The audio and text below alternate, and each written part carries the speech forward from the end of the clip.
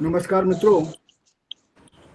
व्यंग धारा की ऑनलाइन गोष्ठी की यह 151वीं गोष्ठी है और इस गोष्ठी में हमने विमर्श रखा है और विमर्श की यह कड़ी क्योंकि 23 और 24 जो साल है वह हरिशंकर परसाई की जन्म शती का वर्ष है। चालू अगस्त 2023 से होगा, किंतु हमने उनको याद करते हुए जनवरी 2023 से चालू कर दिया और इसमें हम हर महीने के चौथे रविवार को परसाई जी पर केंद्रित विमर्श रखते हैं। इस विमर्श की श्रृंखला की यह तीसरी कड़ी है, जनवरी फरवरी अब मार्च। इसमें हमारे विद्वान साथी अपनी बात रखेंगे। विषय है व्यंग में विचारधारा और परसाई। आज हमारे अतिथि वक्ता हैं विनोद साव जी दुर्ग से, श्रीकांत आप्टे जी मुंबई से और अश्विनी कुमार दुबे जी इंदौर से। यह परसाई पर जब बात होती है या हम व्यंग पर कोई बात करते हैं तो व्यंग की बात पर शुरुआत ही परसाई से होती है। आधुनिक साहित्य के जो व्यंग है उस पर विचार करते समय परसाई से ही चालू करना पड़ता है। उसके पहले हमारे कई अनेक विद्वान थे, कबीर थे, कबीर के बाद बीच में अनेक लोग थे, भारतेंदु हरिश्चंद्र थे, बालकुंकन थे, पितामह मिश्र थे, ऐसे तमाम लोग थे। किंतु आधुनिक भारत में जिसने व्यंग की एक अलग पहचान बताई और उसके बाद आज जो परिदृश्य में व्यंग हम देख रहे हैं उसकी शुरुआत कहीं न कहीं हरिशंकर परसाई और उनके समकालीन साथियों शरद जोशी, रविनाथ त्यागी, अजात शत्रु, ऐसे तमाम लोग थे। किंतु उनमें जो केंद्र बिंदु थे वो परसाई थे। अब परसाई को हम जब जोड़ते हैं व्यंग से और आज का जो परिदृश्य में हम देखते हैं व्यंग को, तो पता नहीं क्यों आज की जो विसंगतियां हम देख रहे हैं, जो व्यभिचार, भ्रष्टाचार, ठाकुर स्वाहाती और जो लोकतंत्र की जो एक शुद्ध परंपरा थी उसको कहीं ना कहीं हम नष्ट होते हुए देख रहे हैं। तब हमें परसाई जी के पास जाना पड़ता है। हमें बरबस परसाई जी याद आते हैं। और परसाई जी क्यों थे और उसके लिए भी हमें और अंदर तक जानना पड़ता है कि परसाई जी ने जो लिखा है, जो हमारे सामने आया है, जिनकी बातचीत की है, वो गरीब तबके के लिए, कमजोर वर्ग के लिए और जो समाज में फैली है धर्म और आस्था के जो पाखंड है, प्रपंच है, राजनीति में जो प्रपंच है, ऐसे तमाम बातों पर जो परसाई जी ने लिखा है उसके पीछे उनकी एक विचारधारा थी। वह विचारधारा जो मनुष्य को मनुष्यता तक ले जाती है, समानता की बात करती है, उस ढोंग से अलग दिखती है, दिखाने की बात करती है जो हम देख रहे हैं। ऐसी बहुत सी चीजें हैं। उस विचारधारा ने परसाई को और व्यंग्य को जमीन से जोड़ा है। हम जब उन विषमताओं की बात करते हैं, विषमताओं के बारे में सोचते हैं, उन विसंगतियों के बारे में सोचते हैं, आज के राजनीतिक परिदृश्यों के बारे में सोचते हैं, उसके पीछे परसाई जी ने जो विरोध किया है, वो अपनी विरोध दर्ज कराया है, उन पर उंगली उठाई है, उसके पीछे उनके व्यंग में कहीं ना कहीं हमें एक विचारधारा दिखती है, जो विचारधारा मनुष्य को मनुष्य से बेहतर बनाने की कोशिश करती है। और इसी विचारधारा में के लिए हम व्यंग को याद करते हैं, क्योंकि और दूसरी विधा है, चाहे वो कहानी हो चाहे कविता हो, है, उसमें वह बात नहीं आ पाती है जो व्यंग में हम बहुत आसानी से सहजता से कह जाते हैं। और कहीं ना कहीं वो अपनी विरोध को दर्ज कराती है, कहीं असहमति दर्ज कराती है। उस असहमति को लेकर आज हम जो व्यंग में विचारधारा का होना कितना जरूरी है कि नहीं है, क्योंकि परसाई ने तो व्यंग धारा में व्यंग में विचारधारा को केंद्र में रख के ही अपनी बात कही है। और एक बात और भी है, जब वो उस विचारधारा के पोषक थे, उस विचारधारा को मानते थे, तो उनका पूरा जीवन और व्यक्तित्व जैसा था, जैसा होना चाहिए, जैसा दिखना चाहिए, बिल्कुल वैसा ही उन्हें जीवन जिया है। जो लिखते थे वैसे वो दिखते थे, जैसे दिखते थे वैसा ही वो आम जीवन में करते थे। उन्होंने छोटे तबके के लिए कभी रिक्शे वाले से किराया नहीं पूछा, उसने जो बोला उसको दे दिया। उन्होंने गरीब तबके जो जब सड़क के किनारे बैठे हुए अगर कोई चीज ली है, उससे कभी मोल भाव नहीं किए, जो वो बताया वो दिया। यही विचार उनको बड़ा बनाता है, उनके व्यंग को एक सबके से अलग रखता है। तो उसको केंद्र में रखकर आज हमने व्यंग में विचारधारा और परसाई विषय पर हमारे साथ विनोद साहु जी हैं, श्रीकांत आप्टे जी हैं और अश्विनी कुमार दुबे जी हैं। और साथ में मैं इन विमर्श के बाद अगर हमारे जो साथी हैं उनमें मन में कोई प्रश्न या सवाल उठते हैं, वो सवाल भी इन विद्वान वक्ताओं के सामने रख सकते हैं। आप जिससे सवाल करेंगे उनका नाम लेकर वो उनका जवाब देंगे। अगर वो नहीं किसी वजह से उपस्थित है तो हमारे जो दूसरे साथी है वो उन बातों का जवाब देंगे। तो मैं आज आयोजन के आरंभ करते हुए सर्वप्रथम हमारे साथी मित्र, व्यंगकार, अभिनेता, नाटककार, निदेशक भाई श्रीकांत आप्टे जी को आमंत्रित कर रहा हूँ, श्रीकांत आप्टे जी को, कि वो आज का विषय व्यंग विमर्श का विषय है, व्यंग में विचारधारा और परसाई। मैं बहुत सम्मान के साथ उन्हें आमंत्रित करता हूं कि वो अपनी बात रखें। हमारे पास लगभग सभी वक्ताओं के लिए 25 से 30 मिनट का समय है, काफी होता है। श्रीकांत आप्टे जी। आप्टे सर अपना माइक ऑन करिए।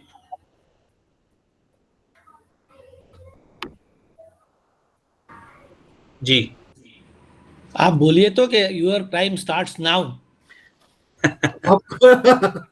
नहीं, मैं आपको कैसे बोल सकता हूँ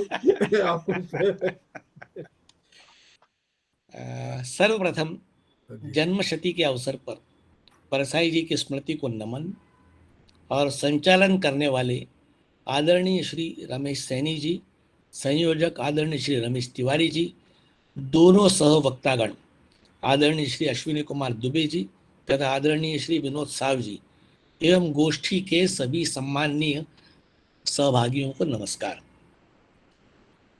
वर्तमान समय में बेहद जरूरी ऐसे विषय को विमर्श के लिए चुनने हेतु संचालक एवं संयोजक दोनों को विशेष रूप से साधुवाद।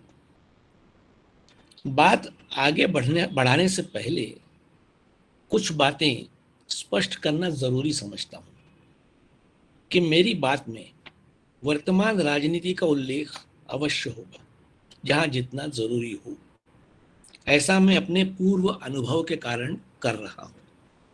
एक व्यंग्य समूह में मुझे सलाह दी गई कि यह साहित्य का पटल है, इसमें राजनीति का घालमेल न करें।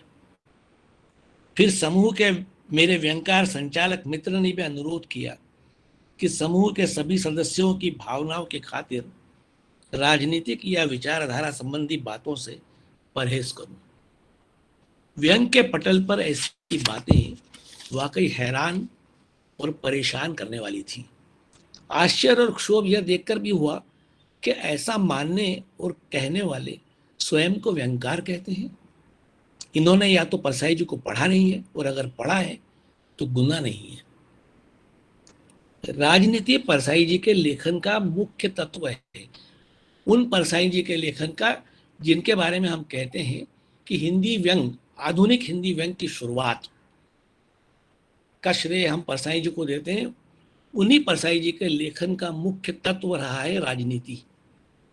उनके व्यंग्य राजनीतिक विचारधारा से प्रेरित हैं और उन्होंने इस पक्षधरता को खुलकर व्यक्त भी किया है। उन्होंने कहा है, हाँ मैं मार्क्सवादी हूं, लेकिन मूर्ख मार्क्सवादी नहीं हूं। परसाई जी ने कहा है, व्यंग्यकार समाज के लिए अहितकारी शक्तियों के प्रति समाज को केवल सजग कर सकता है। लेखन से समाज को बदल देने का दावा करना अहंकार और मूर्खता है।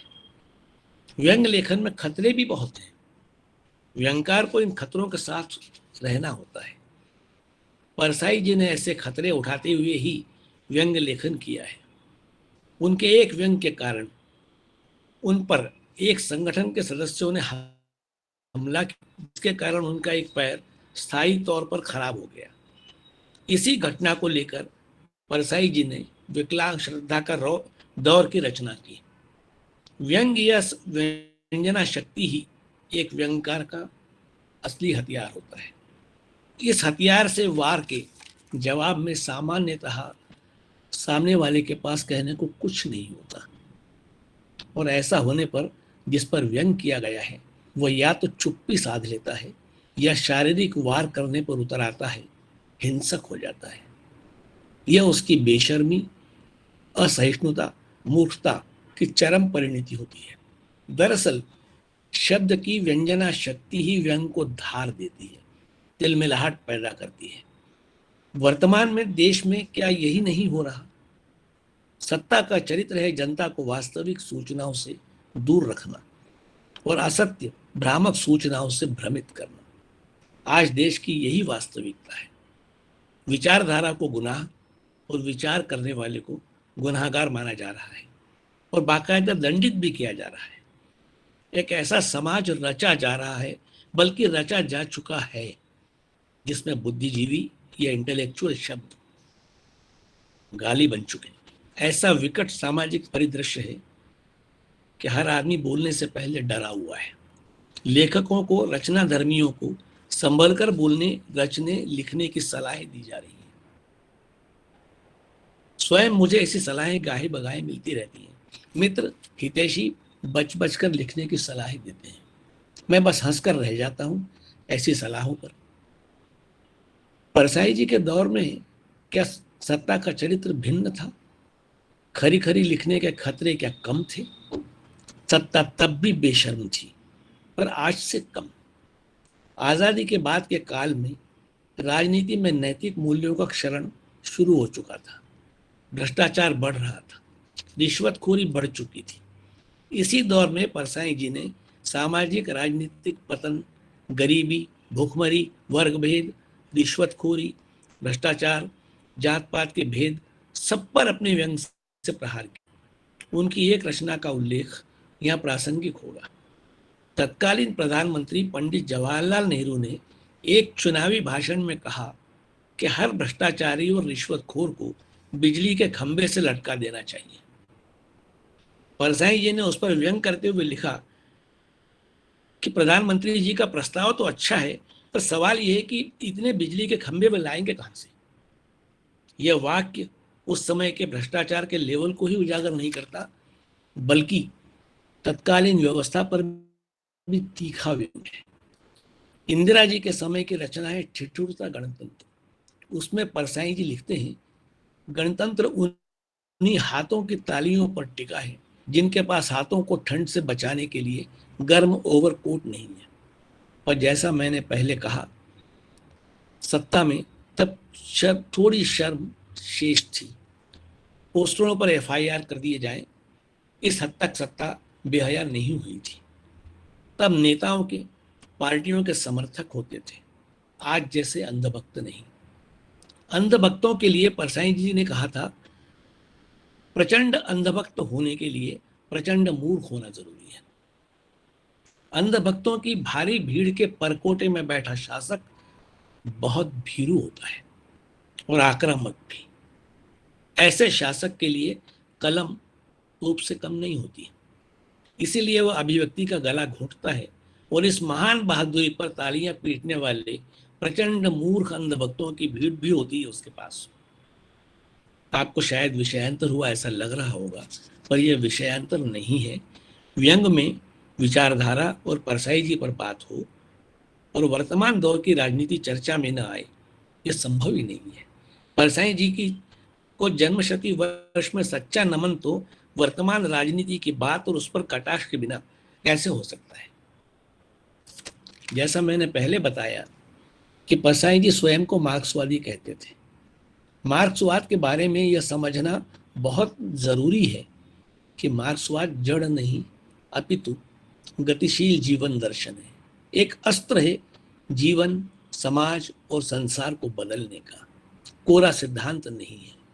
मार्क्सवाद को एक सतत गतिशील विकासशील दर्शन के रूप में न देखकर उसे किताबी सिद्धांतों का ढेर समझने वालों ने मार्क्सवाद को समझा ही नहीं है। विचारधारा व्यक्ति की परिस्थितियों और परिवेश की उपज होती है। रचनाकार जब सुनिश्चित विचारधारा के माध्यम से रचना लिखता है तो वह समाज के प्रति अधिक सजग, ईमानदार और जिम्मेदार हो जाता है। परसाई जी का संपूर्ण साहित्य जीवन के उनके अनुभवों को व्यक्त करने वाला साहित्य है। वो पढ़ा हुआ नहीं, भोगा हुआ यथार्थ है। उन्होंने समाज का उसकी संपूर्णता में अध्ययन, मनन और चिंतन किया, उसकी गहराई से पड़ताल और विश्लेषण किया, उसकी वास्तविकता और सच्चाई को अपने साहित्य का आधार बनाया। विचारधारा अनुभव से पुख्ता होती है। यथार्थ की पड़ताल बिना विवेक के संभव नहीं होती। इसके लिए सोच या समझ का वैज्ञानिक होना जरूरी होता है। परसाई जी की व्यंग रचनाओं में यह सतर्क वैज्ञानिक बोध स्पष्ट दिखाई देता है। परसाई जी समाज की रचना और विकास को कार्ल मार्क्स की वैज्ञानिक दृष्टि से देखते थे। प्रारंभिक वर्षों में परसाई जी समाजवादी विचारधारा से प्रभावित रहे, पर जल्द ही समाजवादियों की रीतियों और नीतियों के कारण उनका समाजवाद से मोह भंग हो गया। प्रगतिशील लेखकों और आलोचकों ने परसाई जी को प्रभावित किया। विदेशी से रूसी साहित्य के अध्ययन ने उनकी साम्यवादी समझ को पुख्ता बनाया। मार्क्सवाद के महत्व को स्वीकारते हुए भी वे मानते थे कि कोई भी चिंतन अंतिम चिंतन नहीं होता। ऐसा हो जाए, अगर ऐसा हो जाए तो मनुष्य और गधे का अंतर बढ़ जाएगा। समाज को उसकी संरचनागत विसंगतियों, विरोधाभासों को परसाई जी ने इसी वैज्ञानिक दृष्टिकोण से परखा। इसीलिए परसाई जी के कलम ने हर घटना, हर विसंगति को निशाने पर लिया। केवल पेट भरकर तो पशु ही जीवित रह सकते हैं। मनुष्य समाज को रोटी के अलावा भी बहुत कुछ चाहिए होता है। वह जहां है उससे ऊपर उठना चाहता है, जैसा है उससे बेहतर बनना चाहता है। इसमें साहित्य की महत्वपूर्ण भूमिका होती है। मनुष्य समाज के लिए साहित्य जरूरी है, उसके बौद्धिक पोषण के लिए। साहित्य खुद से खुद का साक्षात्कार करवाता है और स्वयं की आलोचना की समझ विकसित करने में सहायक होता है। सामाजिक प्रतिबद्धता हर साहित्यकार में होना चाहिए। बिना इसके रचा साहित्य समाज के लिए उपयोगी नहीं होता। हर सामाजिक परिवर्तन की भूमिका वैचारिक और सामाजिक प्रतिबद्धता से ही बन सकती है। परसाई जी ने कहा है कि यदि रचनाकार अपने जमाने के साथ न चल सके तो अपनी रचनाएं दूसरों पर लाद कर उनका वक्त बर्बाद न करें। जो दूसरों की उन्नति नहीं देख सकते वे समाज में आदर भी नहीं पाते हैं। परसाई अपने युग के प्रति ईमानदार रहे। उन्होंने लिखा है कि मैं शाश्वत साहित्य रचने का संकल्प लेकर लिखने नहीं बैठता हूँ। जो अपने काल के प्रति ईमानदार नहीं होता वो अनंत काल के प्रति कैसे हो सकता है, ये मेरी समझ से परे है। वे अपने युग और उसकी समस्याओं के प्रति पूर्ण ईमानदार रहे। आगे उन्होंने कहा कि साहित्य व्यापार नहीं है, धर्म है जिसमें मिटना पड़ता है। कबीर की तरह घर फूंक कर निकलना पड़ता है। जो घर फूंके आप लोग चले हमारे साथ, यही तो कहा ना कबीर ने। 15वीं सदी में पैदा हुए कबीर के समय में भी समाज में भीषण धार्मिक, आर्थिक, सामाजिक विषमताएं थी। आडंबर था, पाखंड था, धार्मिक उन्माद कम था, राजसत्ता वाला शासन था। कबीर ने इन सब पर भरपूर प्रहार किए, न हिंदू को बख्शा न मुसलमान को, क्योंकि व्यंग्य उदात्त तो होता है, अपने पराये का फर्क नहीं देखता, धर्म, जाति, संपन्नता, विपन्नता के भेद को स्वीकार नहीं करता। कबीर के समय में साम्यवाद, मार्क्सवाद, प्रगतिशीलता जैसे शब्द साहित्य में थे ही नहीं। फिर क्यों हम कबीर को महान क्रांतिकारी कवि मानते हैं, जिन्होंने अपने व्यंग से किसी भी विसंगति, आडंबर, अंधविश्वास, पाखंड को नहीं बख्शा। कबीर इसीलिए मानते हैं क्योंकि ऐसा करते हुए उस समय की सभी विरोधी ताकतों से उन्होंने लोहा लिया। यही तो मूल तत्व है प्रगतिशीलता का, प्रगतिशील विचारधारा का। साम्यवाद, मार्क्सवाद या प्रगतिशीलता महज शब्द नहीं है, इनमें जीवन का सार तत्व है। इस बात को कबीर बहुत अच्छे से जान गए थे। यही कारण है कि आलोचकों की दृष्टि में कबीर 15वीं सदी के प्रगतिशील कवि हैं। परसाई जी ने ढोंगियों को परत दर परत छील कर नंगा किया, इसीलिए मैं परसाई जी को आधुनिक कबीर कहता हूँ। उनकी विचारधारा अनुभवों पर आधारित थी, इसलिए सामाजिक सच्चाइयों का उन्हें गहरा ज्ञान था। किसी भी क्षेत्र की विसंगति, पाखंड, भ्रष्ट आचरण उनकी नजरों से बच नहीं पाया। परसाई जी मनुष्य को सर्वश्रेष्ठ मानते थे। वे कहते थे, जो धर्म मनुष्य की अवहेलना करे वो धर्म है ही नहीं, ढोंग है। मनुष्य का जिससे कल्याण होता है वही धर्म है। जो मनुष्य का हित करता है वही साधु है। जो मनुष्य को ऊपर उठाता है वही संत है। आज धर्म साधन बन गया है षड्यंत्र करने का, जो मनुष्य के खिलाफ किया जा रहा है। परसाई ने व्यंग में ऐसे धर्म और धर्मबाजों को खूब बेनकाब किया है। परसाई अपने युग और विचारधारा के प्रति पूर्ण ईमानदार थे, मैं पहले ही कह चुका हूं। वैचारिक सिद्धांतों का इस्तेमाल कर देश की तत्कालीन राजनीतिक विसंगतियों और विद्रूपों पर को कलात्मक ढांचे में ढला व्यंग तो रचा ही, साथ ही वैचारिक धरातल पर उन परिस्थितियों की को विश्लेषित भी किया। मार्क्सवादी विचारधारा और वैज्ञानिक समाजवाद से परसाई जी ने तत्कालीन परिस्थितियों के विद्रूपों, विसंगतियों को समाज के सामने रखा। परसाई जी राजनीति को मनुष्य जीवन की सबसे बड़ी निर्णायक शक्ति मानते थे। उन्होंने कहा कि हमारे जीवन का प्रमुख अंग है, जिससे अलग होकर रहने की बात सोची ही नहीं जा सकती। परसाई जी की दृष्टि में जीवन एक संपूर्ण तथ्य है। राजनीति हमारे जीवन का हिस्सा है। राजनीति में बड़ी शक्ति होती है, वो मनुष्य की नियति तय करती है। राजनीति ही हमारा भविष्य तय करती है, वो संपूर्ण देश की भाग्य विधाता भी है। जिसे राजनीतिक विचारधारा कहा जाता है वो संपूर्ण जीवन दर्शन है, और यही मार्क्सवादी दर्शन है। वह केवल राजसत्ता का वर्णन नहीं है, जीवन की पूर्ण व्याख्या है, इतिहास की पूर्ण व्याख्या है। परसाई ने कहा है कि इस दर्शन को समझने के कारण ही मैं जीवन को और मानवीय संबंधों, व्यवहारों को सही ढंग से समझ सका हूँ। समाज का कोई भी महत्वपूर्ण कार्य अराजनीतिक नहीं हो सकता। आज के व्यंग्य लेखन का मूल स्वर राजनीतिक ही है, पर इस बात का ख्याल जरूर रखा जाना चाहिए कि राजनीति के मूल स्वर में जीवन के अन्य पक्ष महत्व न खो दें। हम आज की क्या बात करें, परसाई जी ने उस काल में भी कहा था कि राजनीतिक व्यवस्था से लेखक का मोह भंग हो गया है। व्यवस्था की चादर तार तार हो गई है, कुछ लोग इसमें पैबंद लगाने की कोशिश कर रहे हैं, पर तार तार चादर में पैबंद नहीं लगते, चादर ही बदलना होगी। परसाई जी मानते थे कि लचर व्यवस्था को और चलाना संभव ही नहीं है और ना ही देश हित में है।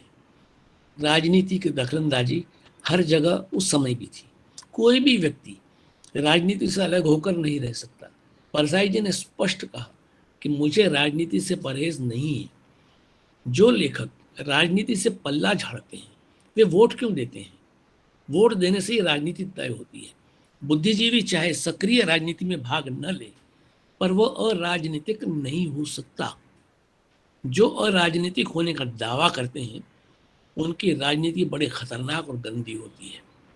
परसाई जी ने यूं तो चौतरफा फैली विसंगतियों पर व्यंग किया है, परंतु उनकी व्यंग रचनाएं बहुतायत में राजनीतिक व्यंग रचनाएं हैं। इसकी बड़ी वजह सत्ता में पद लोलुप अवसरवादी तत्वों की उपस्थिति बढ़ते जाना है। राजनीति का मूल मंत्र तब भी था और आज भी है कि कुर्सी बची रहे, जनता की भलाई जाए भाड़ में। अवसरवाद और दल बदल की राजनीति ने समूची राजनीति को भ्रष्ट कर दिया है। नेतृत्व ने सब नीति नियमों और आदर्शों को ताक पर रख दिया है। परसाई जी ने लिखा है, राजनीति के ये मर्द उसी के घर में बैठ जाते हैं जो मंत्रिमंडल बनाने में समर्थ हो। शादी इस पार्टी से हुई थी, मगर मंत्रिमंडल दूसरी पार्टी वाला बनाने लगा तो उसी की बहू बन गए। राजनीति के मर्दों ने तो वैश्याओं को मात कर दिया। किसी किसी ने तो घंटे भर में 3-3 खसम बदल डाले। परसाई जी की इन पंक्तियों को वर्तमान परिप्रेक्ष्य में देखें। आज भी उनकी उस समय लिखी पंक्तियों का सच जस का तस है। अनुभूति और अध्ययन से निकले ये उदाहरण आज के राजनीतिक भ्रष्टाचार को भी उहाड़ने में सक्षम है। परसाई जी मानते थे कि लोकतांत्रिक व्यवस्था ने अलग किस्म की पूंजीवादी व्यवस्था तैयार की है। सुंदर और आकर्षक नारों की चकाचौंध से आम जनता को छला जाता है। आज का समय भी आपको याद आ ही रहा होगा। आज तो वही नारे लगवाने वाले पूरी बेशर्मी के साथ खुद के ही नारों को जुमला कहने में शर्माते नहीं है। परसाई जी इसी आम जनता के कष्टों को जुबान दे रहे थे। परसाई जी के राजनीति के केंद्र में मानवीय संवेदना सदैव रही।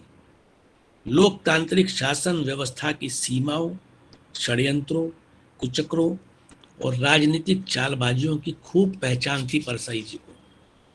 व्यक्तिवादी और समाजवाद विरोधी लेखक स्वयं को शुद्ध साहित्यकार बताते हुए कहते हैं कि उनकी कोई राजनीति ही नहीं है। यह बहुत हास्यास्पद प्रयास है। सच तो यह है कि उनके पास जो भी और जैसी भी विचारधारा है उसमें दुनिया और जीवन को परखने के लिए आवश्यक ऐतिहासिक और सामाजिक मूल्य ही नहीं है। परसाई जी का कथन है कि सही व्यंग व्यापक जीवन परिवेश को समझने से आता है। व्यापक सामाजिक राजनीतिक परिवेश की विसंगति, मिथ्याचार, असामंजस्य, अन्याय आदि की तह में जाना, कारणों का विश्लेषण करना, उन्हें सही परिप्रेक्ष्य में देखना, इसी से सही व्यंग बनता है। आज हम देख रहे हैं कि लोगों को धर्म के नाम पर भीड़ द्वारा मारा जा रहा है। परसाई जी ने जो हम 2023 में प्रत्यक्ष देख रहे हैं उस पर 22 साल पहले 1991 में लिखा था। उनके शब्दों पर गौर करिए। परसाई जी के शब्द हैं दिशाहीन, बेकार, हताश, नकारवादी, विध्वंसवादी, बेकार युवकों की यह भीड़ खतरनाक होती है। इसका प्रयोग महत्वाकांक्षी, खतरनाक विचारधारा वाले व्यक्ति और समूह कर सकते हैं। इस भीड़ का उपयोग नेपोलियन, हिटलर और मुसोलिनी ने किया था। यह भीड़ धार्मिक उन्मादियों के पीछे चलने लगती है। यह भीड़ किसी भी ऐसे संगठन के साथ हो सकती है जो उनमें उन्माद और तनाव पैदा कर दे।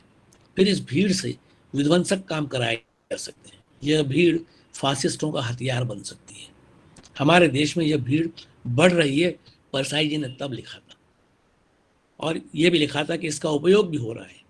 आगे इस भीड़ का उपयोग सारे राष्ट्रीय और मानव मूल्यों के विनाश के लिए, ध्यान दीजिएगा परसाई जी के शब्दों पर, कि आगे इस भीड़ का उपयोग सारे राष्ट्रीय और मानव मूल्यों के विनाश के लिए, लोकतंत्र के नाश के लिए किया जा सकता है। परसाई जी ने जिस आवारा भीड़ के खतरों की बात 1991 में कही, वो भीड़ आज और अधिक उग्र और अधिक हिंसक हुई है। विचारधारा, परसाई जी और व्यंग, ये तो ऐसा विषय है जिसके लिए हम कहते हैं ना कि हरि कथा अनंत टाइप विषय है यह, इसलिए इसे अब विराम दूंगा। बाकी मेरे मित्र वक्ता हैं ही। एक बार पुनः व्यंग धारा समूह, आदरणीय सैनी जी और आदरणीय तिवारी जी को अत्यंत सामयिक विषय को विमर्श के लिए रखने हेतु साधुवाद। व्यंग धारा पटल पर अपने विचार रखने का अवसर प्रदान करने के लिए अनेक आभार। हिंदी व्यंग के समर्थ और सशक्त व्यंगकार, हिंदी व्यंग के पुरखे परसाई जी को जन्म शती वर्ष में एक बार पुनः नमन करते हुए अपनी बात को समाप्त कर रहा हूँ। सभी को नमस्कार।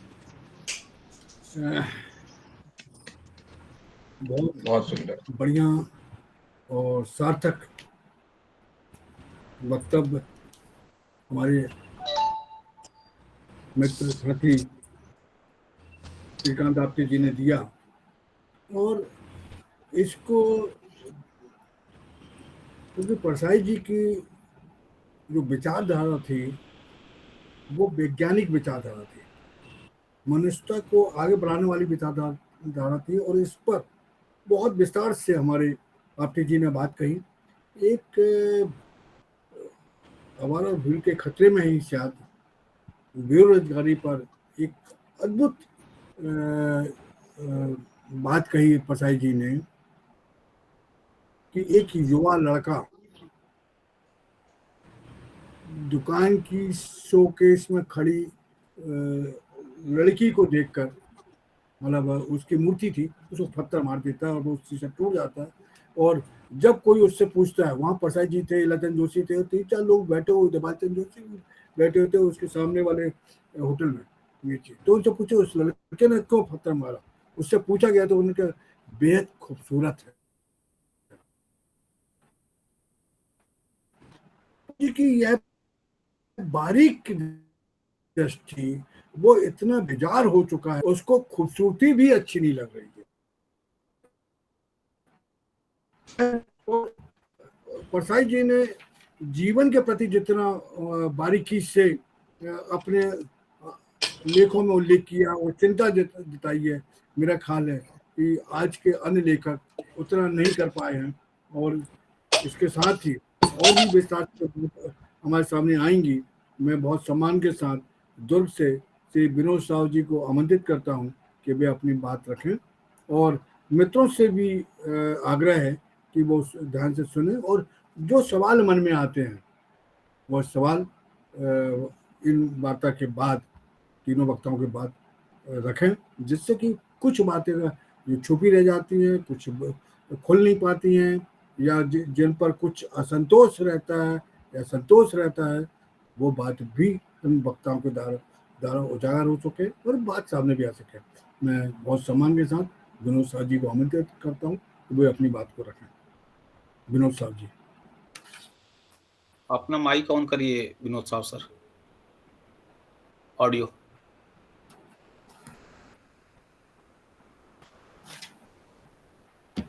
जी, फिर बंद हो गया, वो आपने छुआ था लेकिन दोबारा बंद हो गया, उसको दोबारा। हाँ, हेलो जी बोलिए। आवाज आ रही है?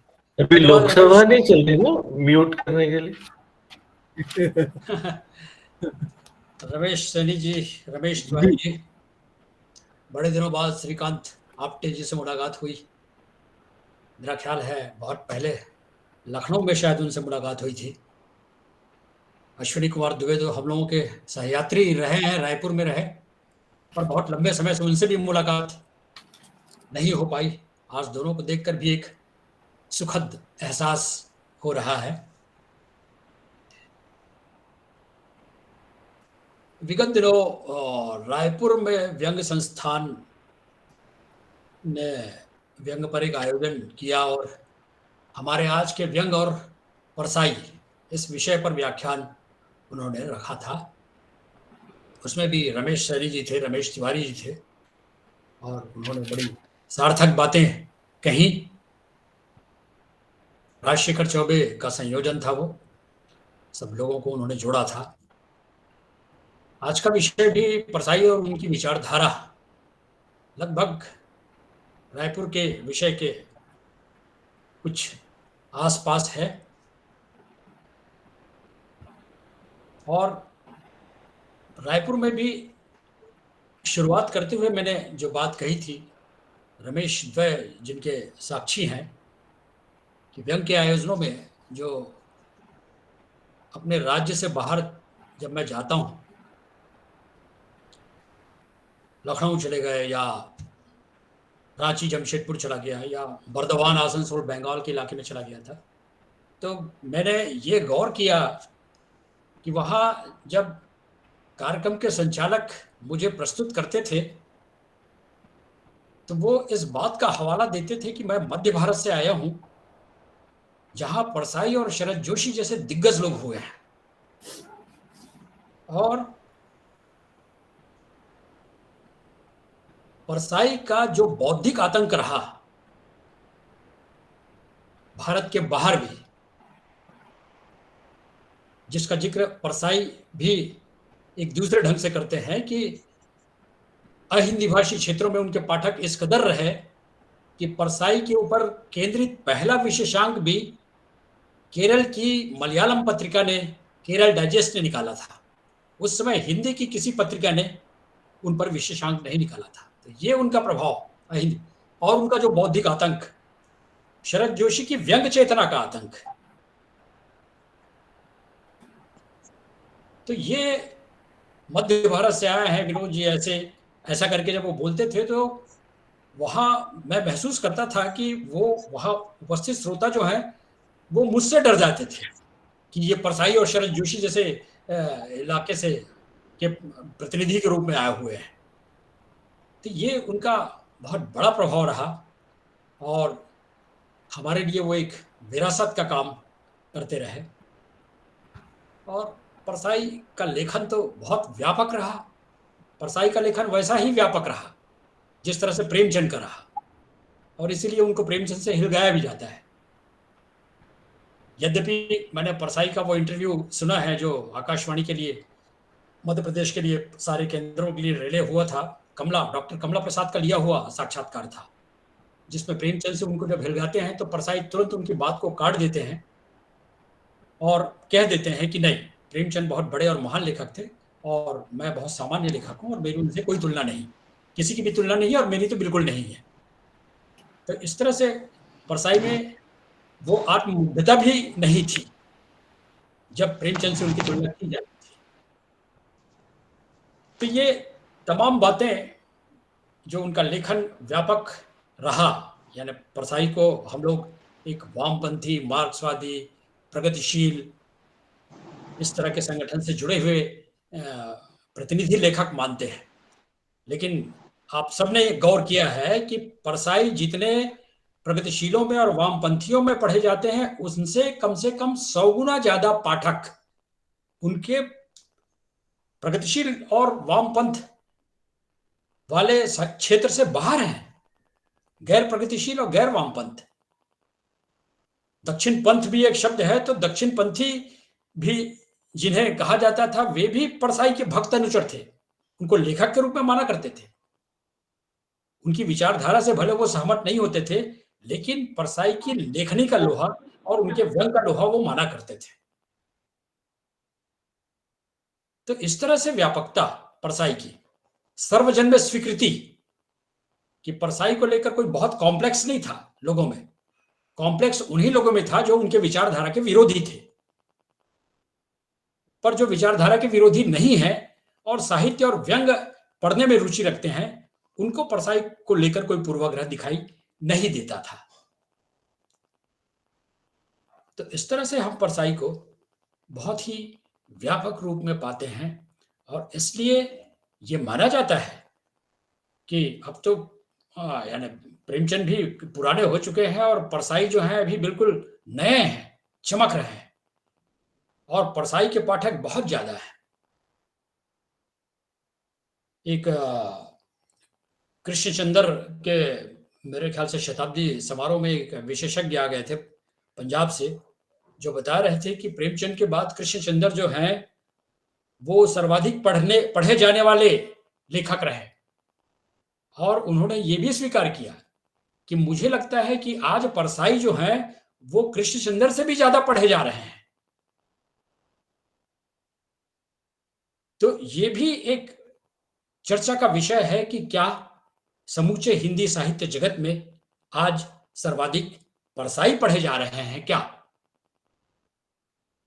और क्या इसलिए पढ़े जा रहे हैं कि उनके लेखन में, उनके व्यंग में विचारधारा का मिश्रण है, और इसलिए जो विचार आते हैं, और इसलिए जो विश्लेषण आते हैं, और इसलिए जो जीवन और जीवन की आलोचना आती है, और इसलिए जो व्यवस्था की आलोचना आती है, ये तमाम चीजें परसाई की तमाम विशेषताओं का जो एक संयुक्त मोर्चा उनके भीतर जागता है, उसका सामूहिक प्रभाव पाठक समाज पर क्या पड़ता है, ये हमको परसाई की लेखनी में दिखता है। और आप इस चीज को भी गौर करेंगे, अब तो सोशल मीडिया का समय है। सोशल मीडिया का को लेकर बहुत से जो बुद्धिजीवी नाक भाव सिकुड़ते हैं और उसको एक दोयम तियम या चौवम दर्जे की चीज मानते हैं, पर आप देखेंगे कि वही सोशल मीडिया, विशेषकर फेसबुक जो सोशल मीडिया का एक प्रतिनिधि माध्यम है, उस फेसबुक में और उस सोशल मीडिया में आज सर्वाधिक किसी लेखक को कोट किया जा रहा है, किसी लेखक के चित्र डाले जा रहे हैं, किसी लेखक की रचना डाली जा रही है, उसके व्यंग के अंश डाले जा रहे हैं, वो हरिशंकर परसाई हैं। वे तमाम प्रबुद्धजन या प्रबुद्धजन नहीं भी हैं, लेकिन सोशल मीडिया में अगर सक्रिय हैं तो वो देख सकते हैं रोज परसाई को लेकर बातें। उन्हें लगता है कि उनकी बातें परसाई के माध्यम से निकल रही हैं। मैंने भी कल निंदा रस को पढ़ने के बाद उनकी 4 पंक्तियां डाल दी थी।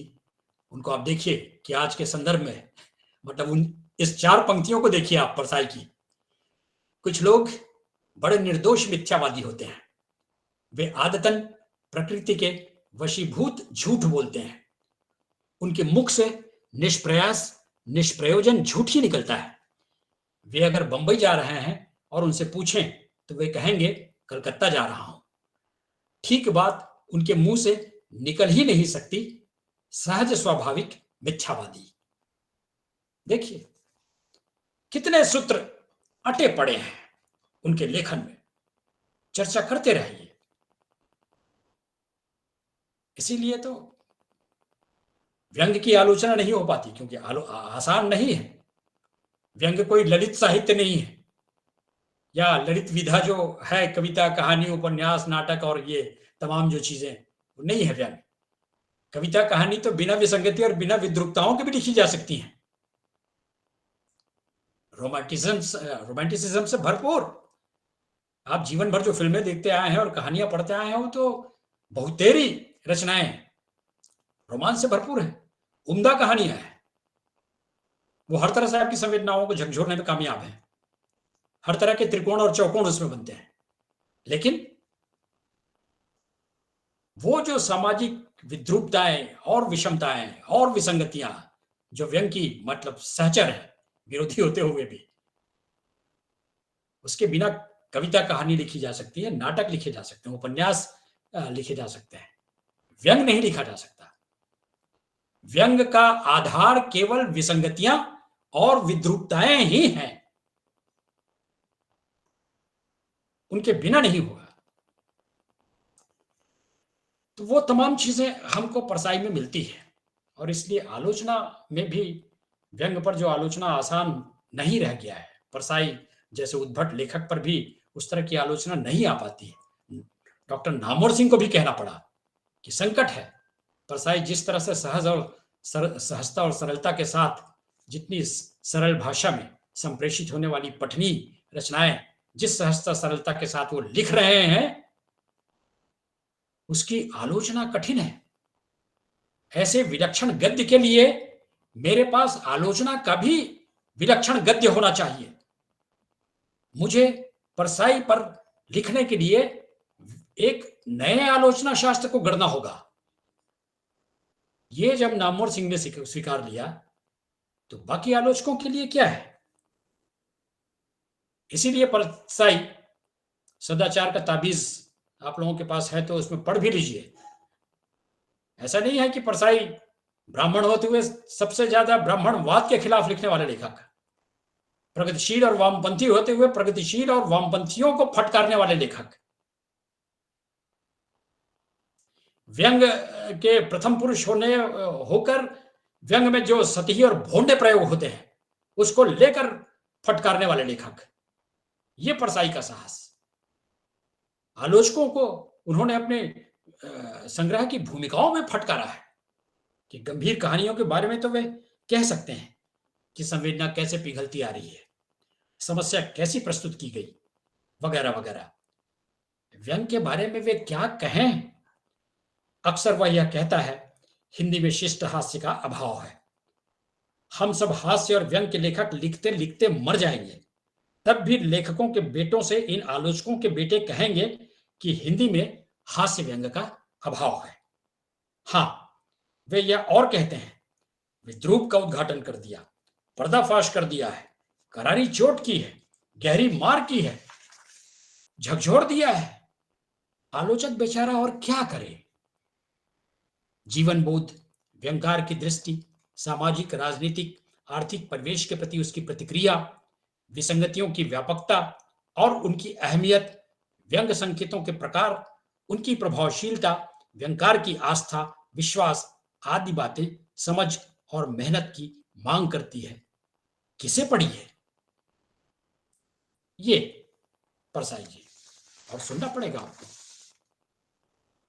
विचारधारा रही उनकी स्पष्ट है, विचारधारा परसाई की आप जान रहे हैं। वाम विचारधारा उनकी, मार्क्सवादी चिंतक के रूप में उनकी अपनी स्थापना हमेशा से रही। और जहां विचारधारा है वहां प्रतिबद्धता है। अगर आप प्रतिबद्ध लेखक हैं तो आप किसी विचारधारा के पक्षधर हैं। तो परसाई विचारधारा के भी अगर एक बड़े लेखक हैं तो प्रतिबद्धता के भी एक बड़े लेखक हैं। और परसाई की प्रतिबद्धता ऐसी प्रतिबद्धता कि परसाई प्रतिबद्धता के पर्याय माने जाते हैं कि अपने 50 वर्षों के लेखन में परसाई अपने कल का आज खंडन नहीं करते। यह है प्रतिबद्धता अपनी विचारधारा के प्रति।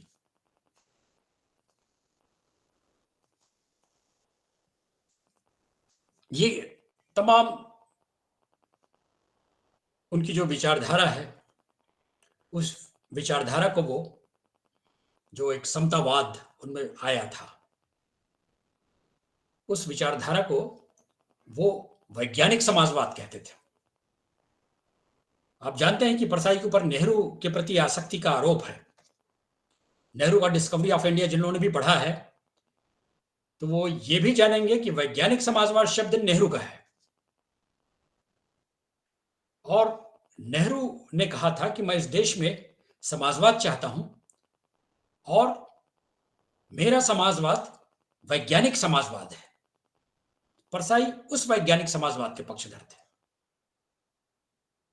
परसाई का जो वामपंथ था वो एक मतलब डेमोक्रेटिक सोशलिस्ट, लोकतांत्रिक समाजवाद, इस तरह की बातें थी। और उन्होंने उसको बहुत व्यापक किया, उस विचारधारा को संकीर्ण नहीं किया। परसाई ने संकीर्ण नहीं किया, इसलिए उनके पाठक भी संकीर्ण नहीं हुए। और परसाई का जो भरोसा अपने पाठकों पर रहा, पाठकों का वही भरोसा परसाई पर रहा। परसाई यहां भी व्यंग करते हैं, एक खास किस्म के पाठक और होते हैं जो आलोचक कहलाते हैं और जिनके बारे में कुछ नहीं कहा जा सकता। तो ये सब तमाम चीजें, प्रतिबद्धता और विचारधारा की बात हम परसाई को लेकर करते हैं, तो ये उनका लेखकी अनुशासन है। श्रीकांत आप्टे जी ने तो बड़ी गंभीरता के साथ अपने आलेख में उनकी विचारधारा को लेकर गंभीरता से बातें की हैं, और इसलिए उन बातों को फिर से दोहराने की जरूरत नहीं है। और हम इस चीज को देखें कि परसाई में विचारधारा और प्रतिबद्धता के साथ उनका लेखकीय अनुशासन कैसा रहा। उन्होंने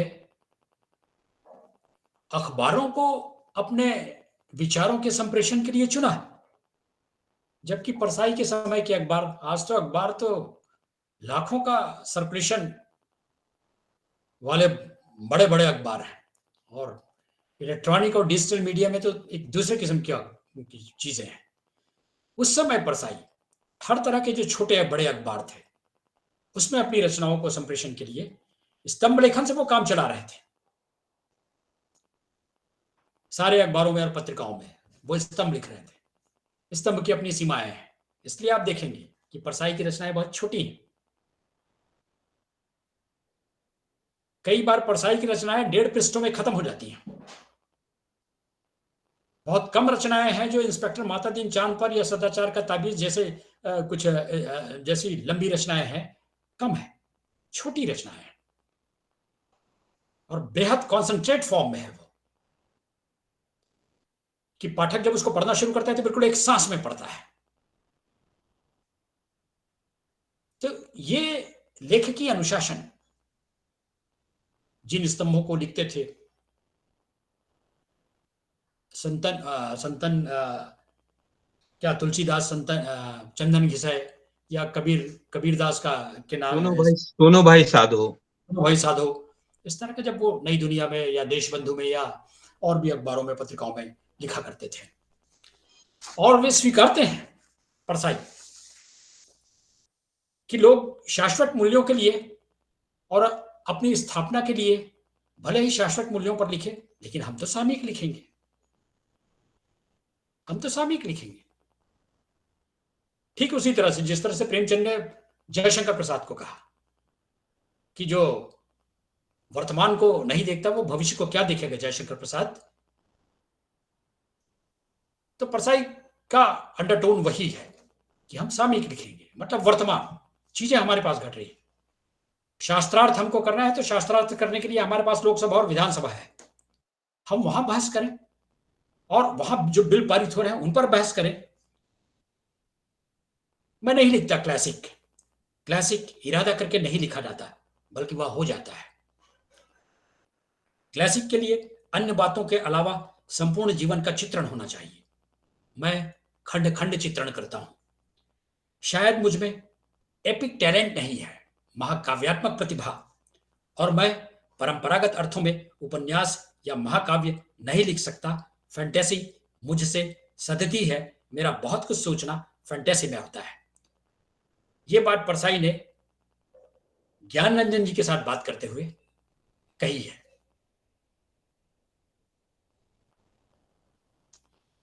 तो इस तरह की बातें रही उनकी, परसाई जी की, और बताते हैं कि व्यंगकार कितना खतरनाक होता है। मतलब विचारधारा की जो प्रबलता होती है, राजेंद्र यादव कहते हैं कि परसाई के व्यंग में विचारधारा का जो मिश्रण हुआ उसने उसकी रचना को बहुत शक्तिशाली बनाया।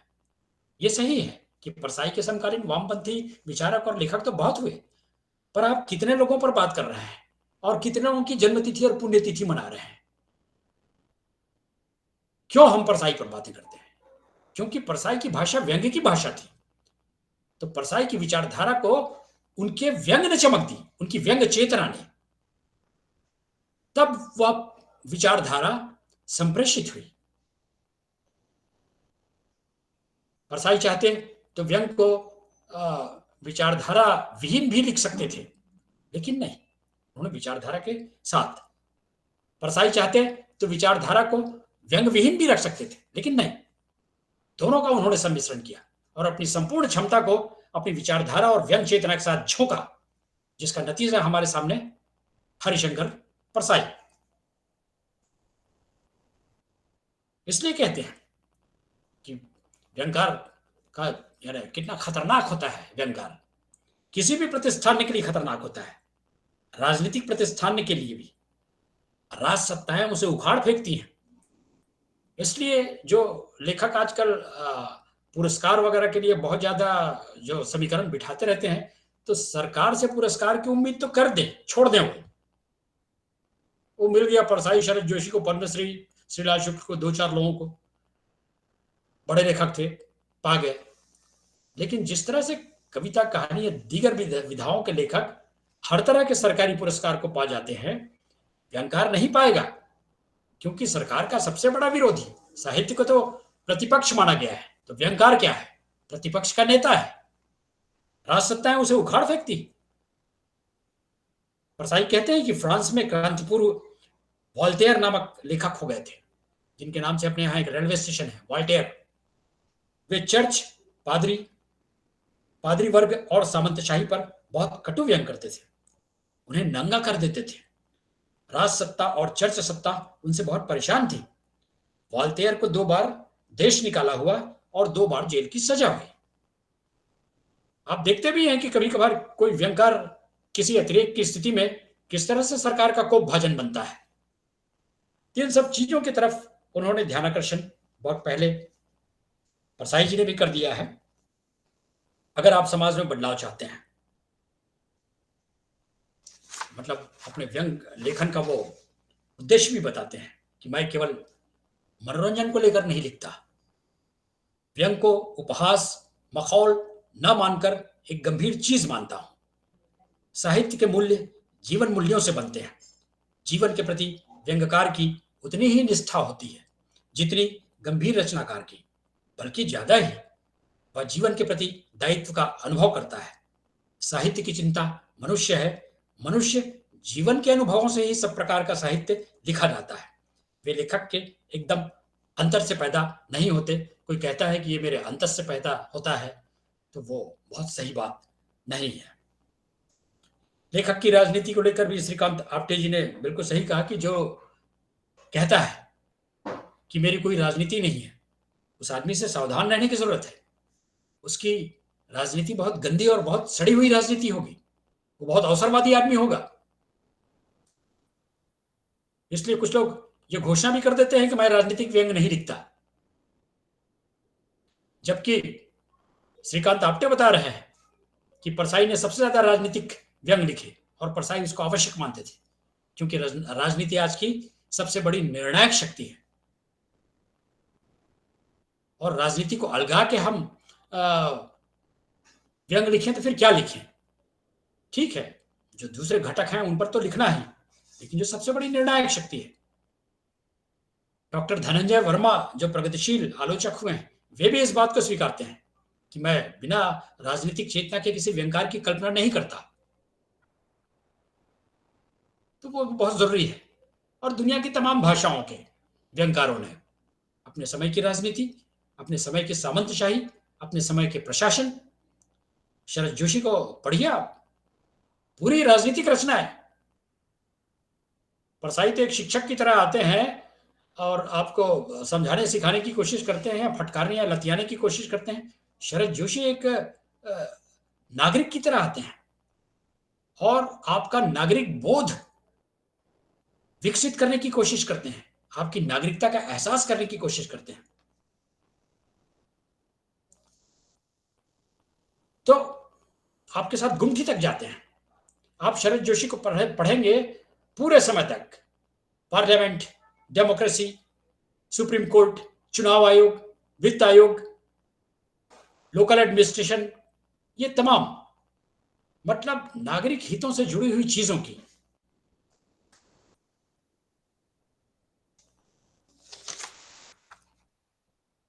इस तरह से बातें हैं। अंतिम बात मैं कह दूं,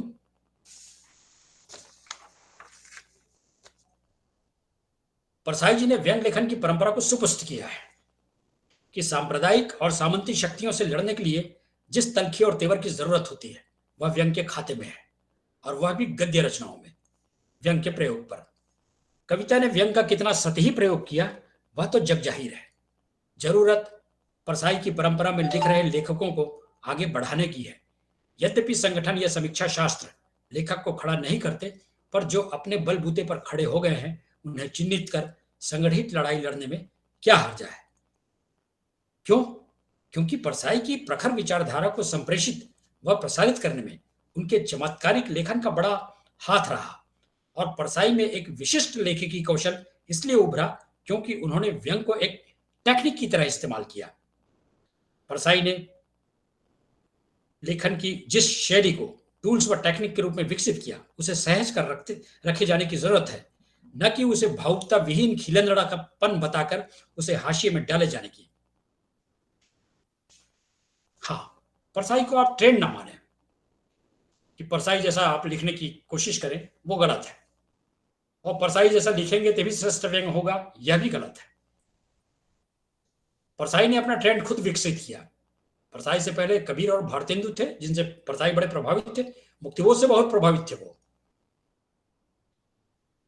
तो परसाई ने अपना ट्रेंड विकसित किया।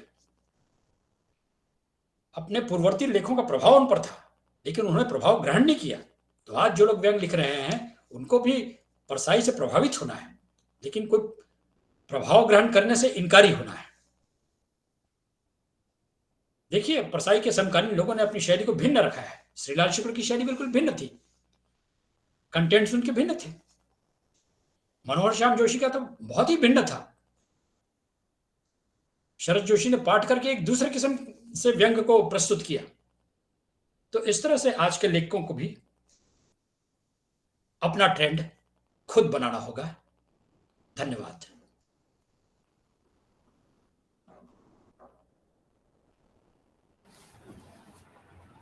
विनोद साहब जी, आपका बहुत बहुत आभार। परसाई ने अपना ट्रेंड खुद विकसित किया है। परसाई से प्रभावित हुए, परसाई जैसा ना लिखें ना दिखें, क्योंकि परसाई के पीछे एक चेतना थी, एक विचार था, एक विचारधारा थी। इस पूरे पार्ट्स में हमारे विनोद साहब जी यह बात कहते रहे, और परसाई ने बहुत शिद्दत के साथ उस विचारधारा को, जिसे हम वामपंथी कह सकते हैं, वामपंथी है ही है, तो बहुत शिद्दत से अपने जीवन में उतारा है और अपने लेखन में भी उतारा है।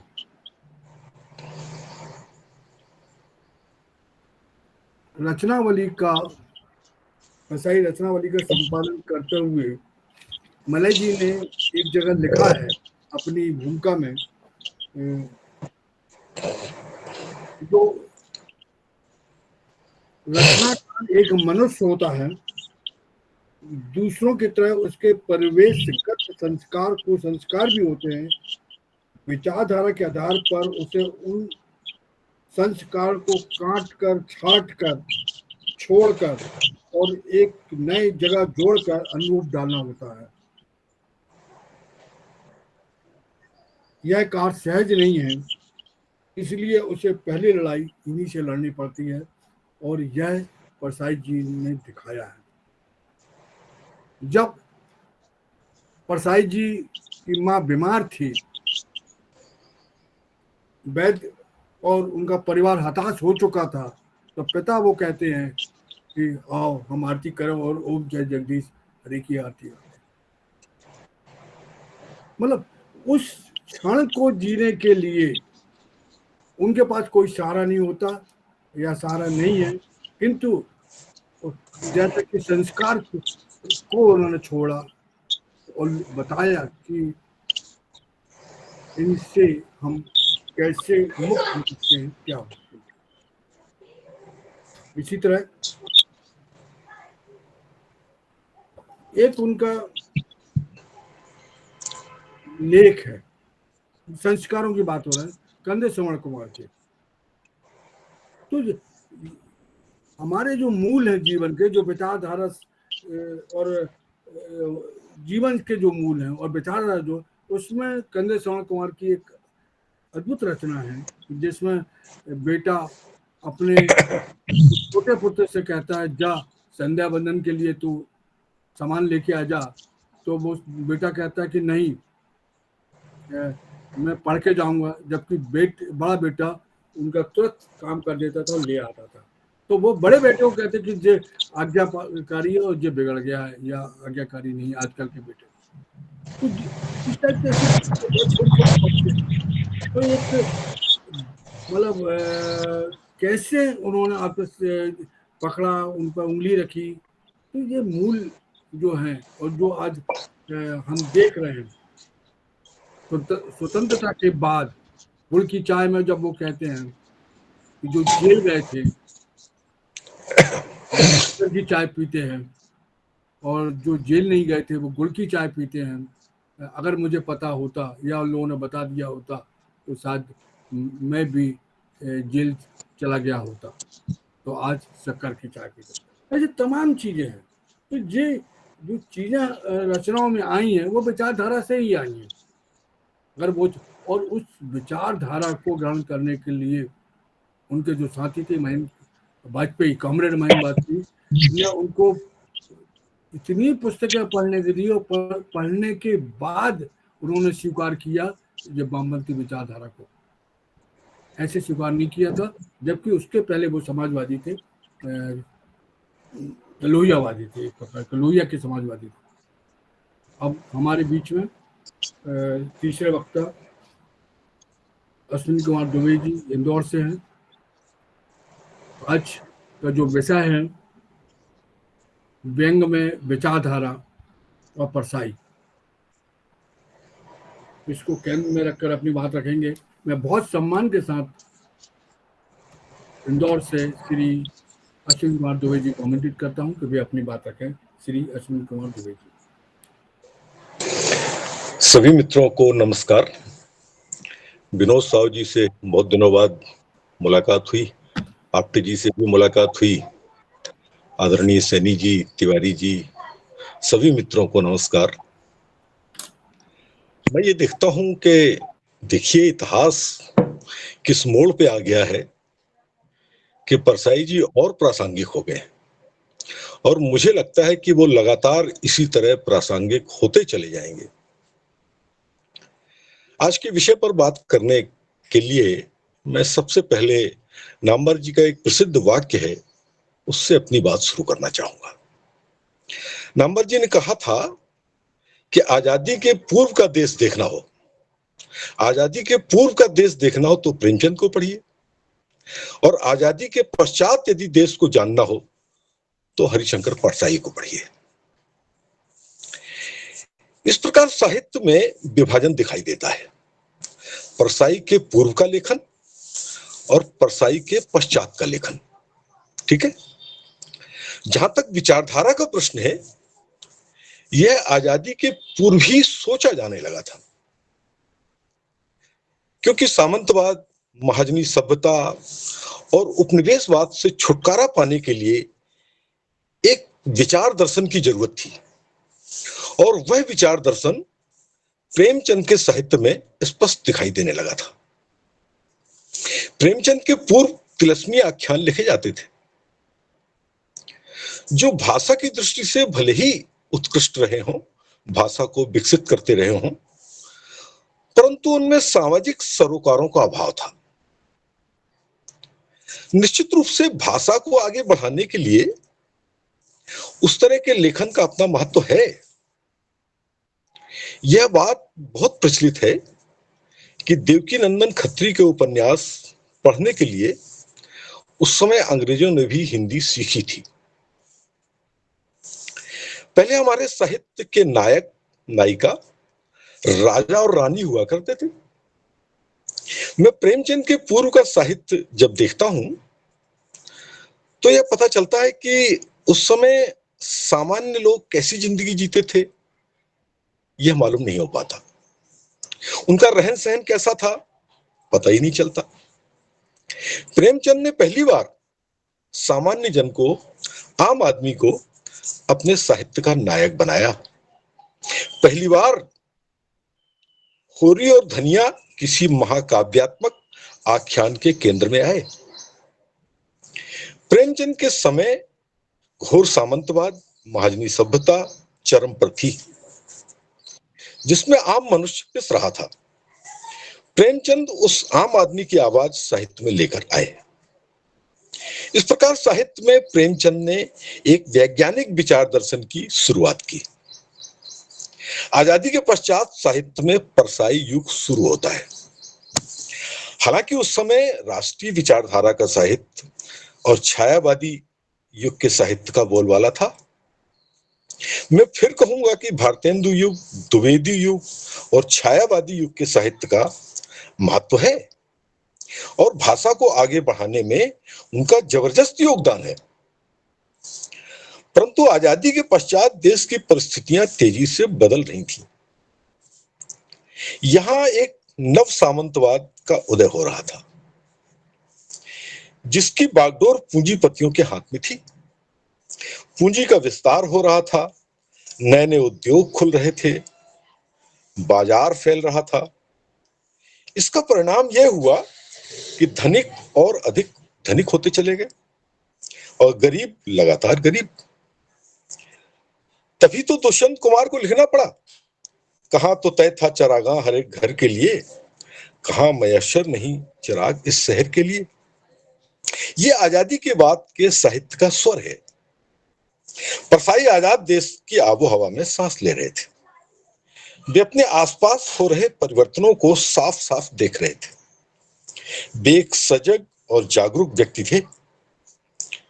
लेखक होने के पहले वे एक विचारक हैं, चिंतक हैं और युग दृष्टा भी हैं।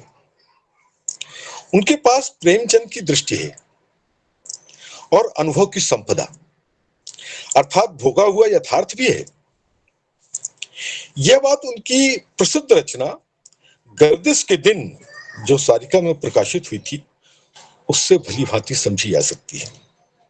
उसमें वे लिखते हैं, गौर करिएगा, उसमें वे लिखते हैं, मैंने युवा होते ही दो महत्वपूर्ण चीजें सीखी।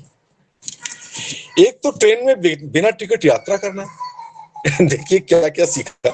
एक तो ट्रेन में बिना टिकट यात्रा करना, क्योंकि टिकट लेने के लिए जेब में पैसे ही नहीं होते थे।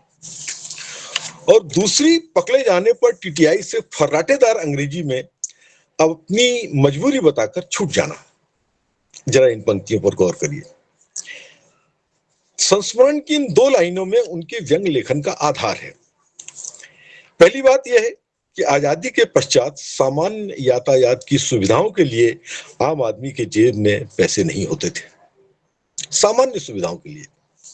दूसरी बात, अंग्रेजी का ढोंग, अर्थात आप अंग्रेजी में बोल रहे हैं तो सच ही बोल रहे होंगे, यह था अंग्रेजी का रुतबा। इस प्रकार के मिथकों को तोड़ने के लिए परसाई के व्यंग लेखन का जन्म होता है। यहां कालजयी लेखन के संदर्भ में मुझे परसाई का वह प्रसिद्ध कथन याद आता है जो आप्टे जी ने उद्धृत किया, जो व्यक्ति अपने समय के साथ ईमानदार नहीं है वह अनंत काल के प्रति कैसे ईमानदार हो सकता है। यह है उनका विचार दर्शन, उनकी विचारधारा जिसके प्रति वे जीवन भर प्रतिबद्ध रहे। यही से उनके व्यंग लेखन की आत्मा शुरू होती है। वे अपने युग की विसंगतियों को देख रहे थे, महसूस कर रहे थे और कई स्तरों पर उसे भोग भी रहे थे। इसे सीधी सपाट भाषा में प्रेमचंद की परंपरा के कई लेखक लिख भी रहे थे। हरिशंकर परसाई को जमीन तोड़नी थी। नई परंपरा और नई भाषा शैली के वे संवाहक बने। दृष्टि और विचार से वे भली भांति संपन्न थे। अनुभवों की कमी न थी। वे अपने मिशन में गए और शुरू में एक साथ कई समाचार पत्रों में उन्होंने कॉलम लिखे।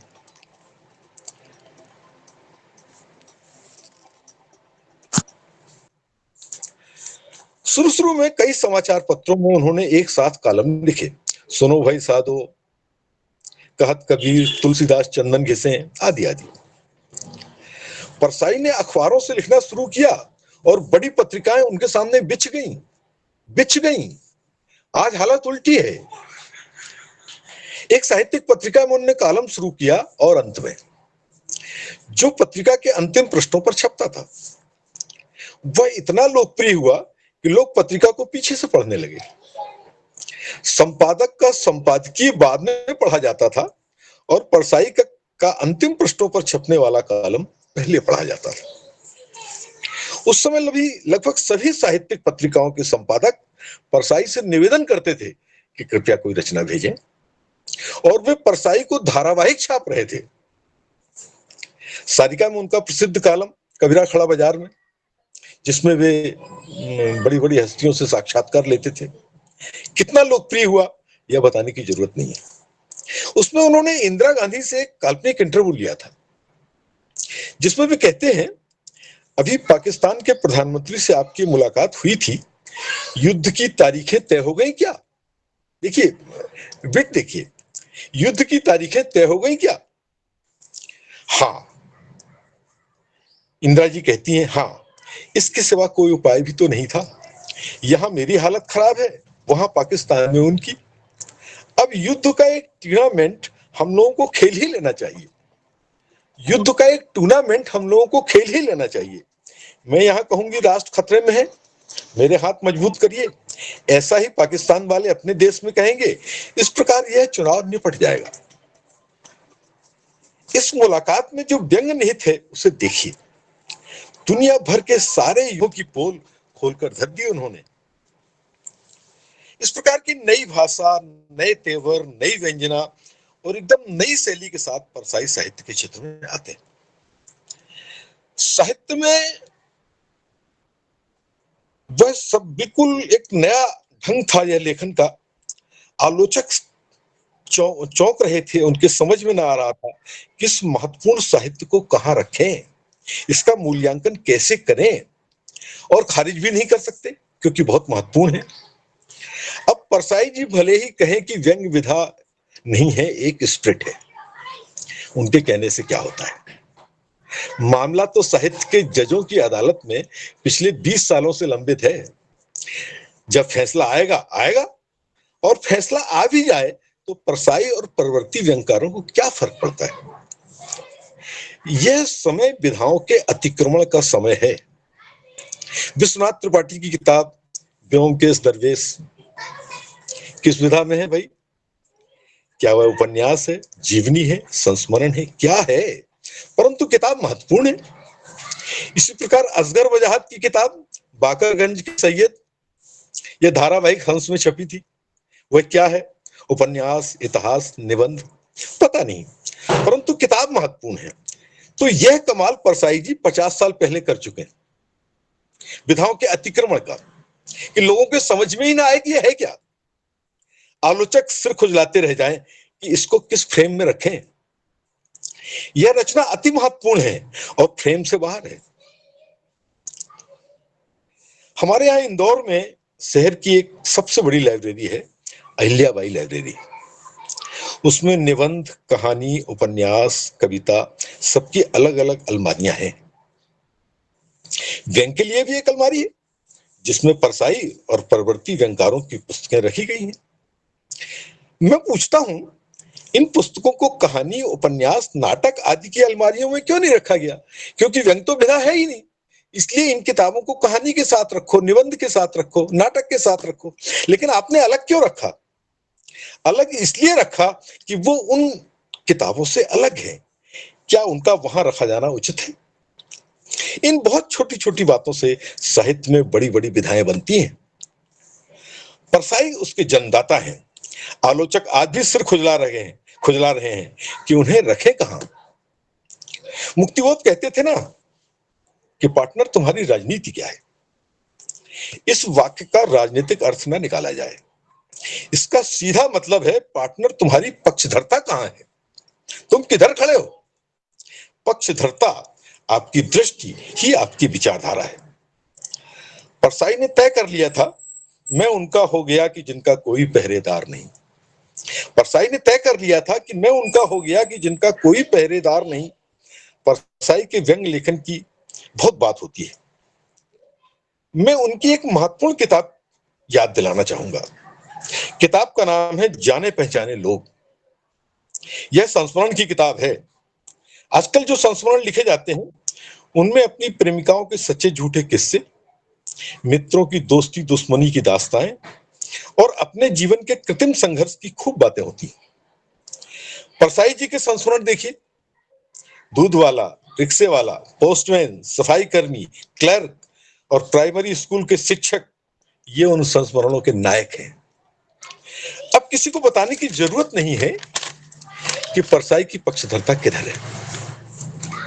वे अपने संपूर्ण लेखन में विदा की परवाह नहीं करते, अपनी प्रतिबद्धता की परवाह करते हैं। वे उनके साथ हैं जिनका कोई नहीं है। अब जिनका कोई नहीं है उनके जीवन में दुख, परेशानियां, शोषण और अभाव के बिना और क्या हो सकता है। परसाई उनके साथ खड़े हैं और उनकी आवाज बन रहे हैं। परसाई परंपरा में आदि कवि के साथ है जो क्रोच पक्षी का वध नहीं देख पाया था, आह से उपजा होगा गान। परसाई इसी आह के लेखक हैं। परसाई इसी आह के लेखक हैं। करुणा उनके लेखन का बीज मंत्र है, लेकिन वे अपने लेखन में हाय हाय नहीं करते। करुणा उनके लेखन का बीज मंत्र है, लेकिन वे अपने लेखन में कोई हाय हाय नहीं करते, रोते नहीं। वे संगठित होकर अपने दुखों को दूर करने का आह्वान करते हैं। कहने का तात्पर्य यह है कि उनका लिखा हुआ पढ़कर रोना नहीं आता, गुस्सा आता है। वे अपने लेखन में करुणा से संकल्प की ओर ले जाते हैं। इंस्पेक्टर माता दीन चांद पर से एक उदाहरण देखिए। माता दीन चांद के गृह मंत्री से पूछता है, आप अपने पुलिस कर्मियों को तनख्वाह क्या देते हैं? वह 5 अंकों में बताता है। माता दीन अपना सिर पीट लेते हैं। अब समझ में आया कि आपका पुलिस प्रशासन इतना सुस्त क्यों है। अरे सबकी तनख्वाह काट के 200 रुपए करो। जब उनके घर परिवार न चल पाएंगे तो गली गली, मोहल्ले मोहल्ले में जाके भी अपराध ढूंढने लगेंगे और चांद के हर नागरिक से पैसा वसूल करने लगेंगे। हमारे देश के पुलिस प्रशासन की चुस्ती का यही राज है। देखिए इसमें व्यंग देखिए, हमारे देश के पुलिस प्रशासन की चुस्ती का यही राज है। इन सीधी सपाट पंक्तियों में व्यवस्था पर कितना जबरदस्त व्यंग है और कर्मचारियों की वेतन विसंगतियों को लेकर कितनी गहरी करुणा है। परसाई जी की कोई भी रचना पढ़ लें, भोला राम का जीव, वैष्णव की फिसलम, सदाचार का तारीफ आदि बहुत सारी रचनाएं जिसमें करुणा उनका बीज मंत्र है। पाठकों के दिलों में पैठ बनाना और साहित्य के मठाधीशों को सिर खुजलाने के लिए विवश कर देना परसाई की व्यवस्था है, विशेषता है। परसाई की दृष्टि, उनकी विचारधारा और वंचितों के प्रति उनकी पक्षधरता, उनके लेखन के कारण ही यह मुहावरा चल निकला कि व्यंग तो प्रतिरोध का लेखन है। हालांकि इधर व्यंग के प्रतिमान बदल गए। अब लोग दृष्टि पर नहीं, भाषा पर ज्यादा ध्यान देते हैं। पंच, वक्रोक्ति, बिट, हास्य और आज के व्यंग लेखन में ये सब जरूरी तत्व माने जाते हैं। ऐसी रचना पाठकों का मनोरंजन तो कर सकती है, परंतु उनमें बदलाव के लिए संकल्प नहीं पैदा कर सकती। पाठकों में बदलाव की, संघर्ष की, नवनिर्माण की छटपटाहट पैदा हो, यह दृष्टिकोण है परसाई का। विचारधारा के प्रति प्रतिबद्धता, यह उनके लेखन का जरूरी तत्व है। आज के व्यंग लेखन में मैं इसका अभाव देखता हूं। इसीलिए तो आज का व्यंग लेखन लगातार हाशिए पर जाता जा रहा है। परसाई का संपूर्ण लेखन दृष्टिपरक है, विधाओं के सारे फ्रेम से बाहर। आने वाला जमाना तय करता रहे कि वह किस विधा में आता है, लेकिन लेखन अत्यंत महत्वपूर्ण है, प्रासंगिक है। करुणा उसका बीज मंत्र है, जैसा कि मैंने पहले कहा, और विचारधारा उनकी आत्मा। यहां मेरा एक आग्रह और है कि वैज्ञानिक विचारधारा को कृपा कर जड़ न बनाएं। जैसा कि आपने जी ने कहा था कि वैज्ञानिक विचारधारा को जड़ न बनाएं, उसमें निहित वैज्ञानिक शब्द पर विचार करें। वैज्ञानिक शब्द का मतलब ही है निरंतर विकासमान।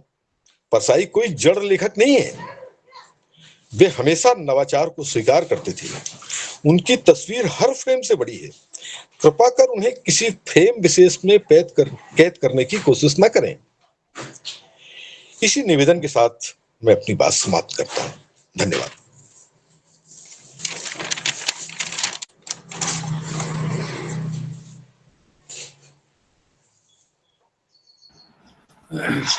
बहुत बहुत धन्यवाद दुबे जी।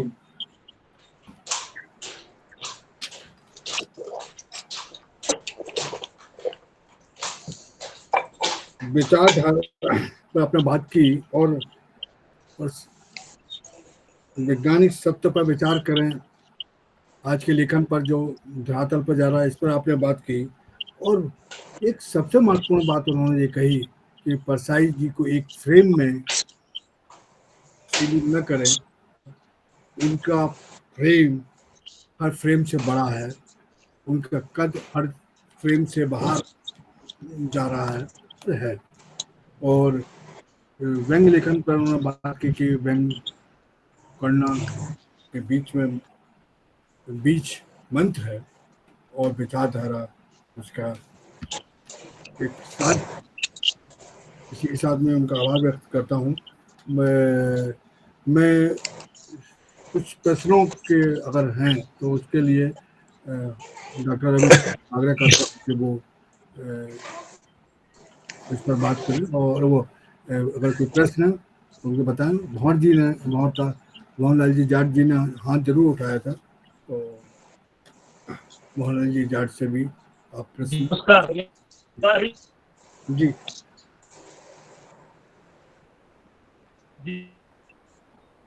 तिवारी जी। जी शायद भंवरलाल जी कह रहे हैं कुछ। जी भंवरलाल जी, आप कहें।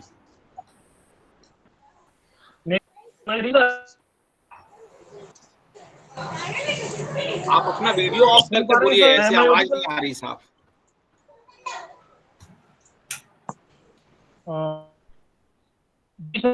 आवाज आ रही है अब? हाँ आ रही है जी, अभी आ रही। एक सबको प्रणाम करते हुए मैं अभी सुन रहा था सर को, और दो चीजें मेरे दिमाग में प्रश्न की तरह कौंध रही है, तो मैं पटल पर रखना चाहूंगा। एक तो ये कि परसाई जी किसी विचारधारा में बंधे हुए, मुझे व्यक्तिगत रूप से तो नहीं लगता, ये मेरा निजी रूप से मानना है कि वो किसी विचारधारा को फॉलो नहीं करते थे। उनके पास एक दृष्टि थी, और वो परसाई जी का जो लेखन है वो किसी एक विषय या एक धारा में बहने वाला नहीं था। उनके पास एक दृष्टि थी और वो देखते थे, जैसा देखते थे वैसा वो लिखते थे। और ये व्यंग्यकार की मेरी दृष्टि में विशेषता होती है कि व्यंग्यकार, अभी आप सर अश्विनी जी सर बोल ही रहे थे कि हृदय से एक आवाज आई जिसका कोई नहीं उनके परसाई। हृदय से एक आवाज आई जिनका कोई नहीं उनके परसाई।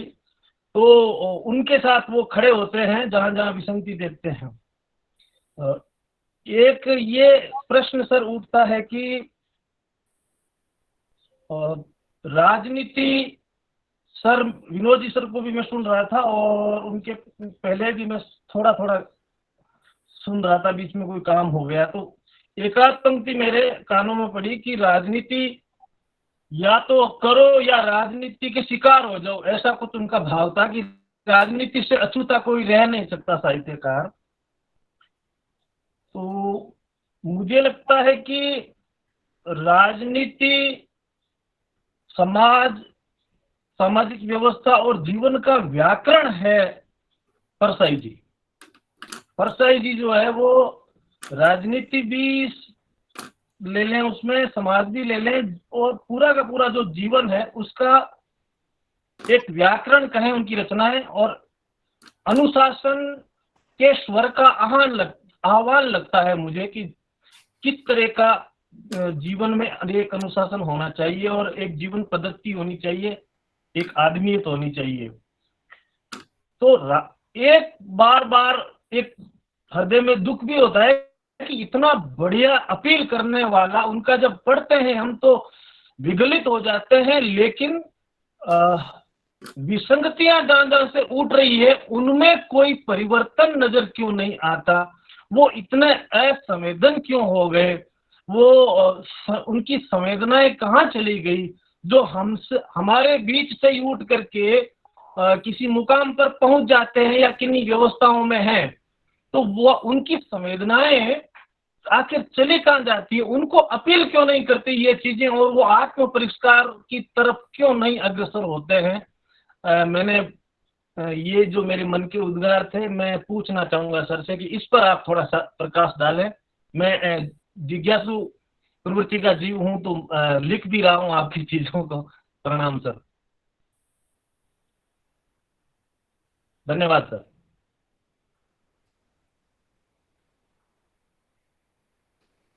तिवारी जी। हाँ सर, तिवारी सर अभी थोड़ा सा भी बिजी हैं 5 मिनट के लिए, तो अश्वनी दुबे सर से अनुरोध करते हैं कि जवाब दे सर के प्रश्न का। भंवरलाल, आदरणीय भंवरलाल जी जाट जी के प्रश्न का उत्तर दे। अश्वनी दुबे सर। तिवारी सर का मैसेज आया, थोड़ा भी व्यस्त है अभी 5 मिनट के लिए। जी सर अश्वनी सर, आपका माइक ऑफ है।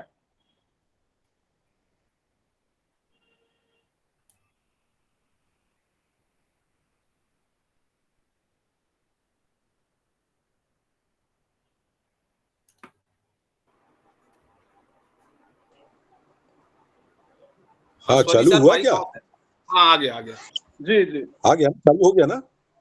हाँ हाँ जी जी जी आ सर, गया। आ गया जी जी सर। हाँ, जो बात अभी उन्होंने की, मैं बार बार सबसे कहता हूं और सारे हमारे मित्र इस बात को जानते हैं, ये सच है कि साहित्य हमेशा राजनीति से आगे चलता है। प्रेमचंद ने ये कहा था कि साहित्य तो राजनीति के लिए मशाल है। तो मैं बार बार ये कहता हूं कि जो तथाकथित राजनीति आज चल रही है, जिसमें तमाम तरह की विद्रुपताएं हैं, आप उनको दिशा दिखाइए, उसमें इन्वॉल्व मत हो जाइए। आप यदि आप एक राजनीतिक कार्यकर्ता की तरह कहेंगे तो फिर आप राजनीति में पीछे हो जाएंगे। आप राजनीति का जो शिखर पुरुष है उनसे भी आप आगे हैं, उनसे भी आप आगे हैं।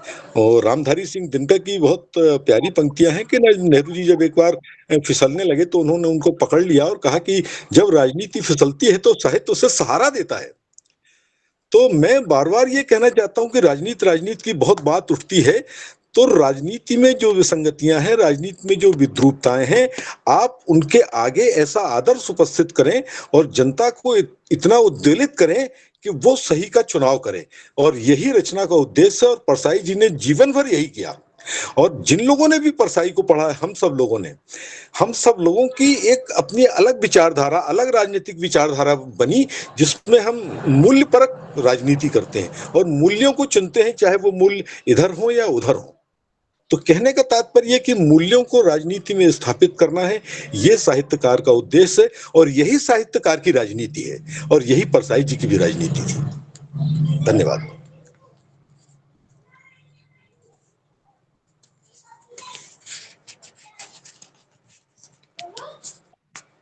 जी ठीक है सर। जी जी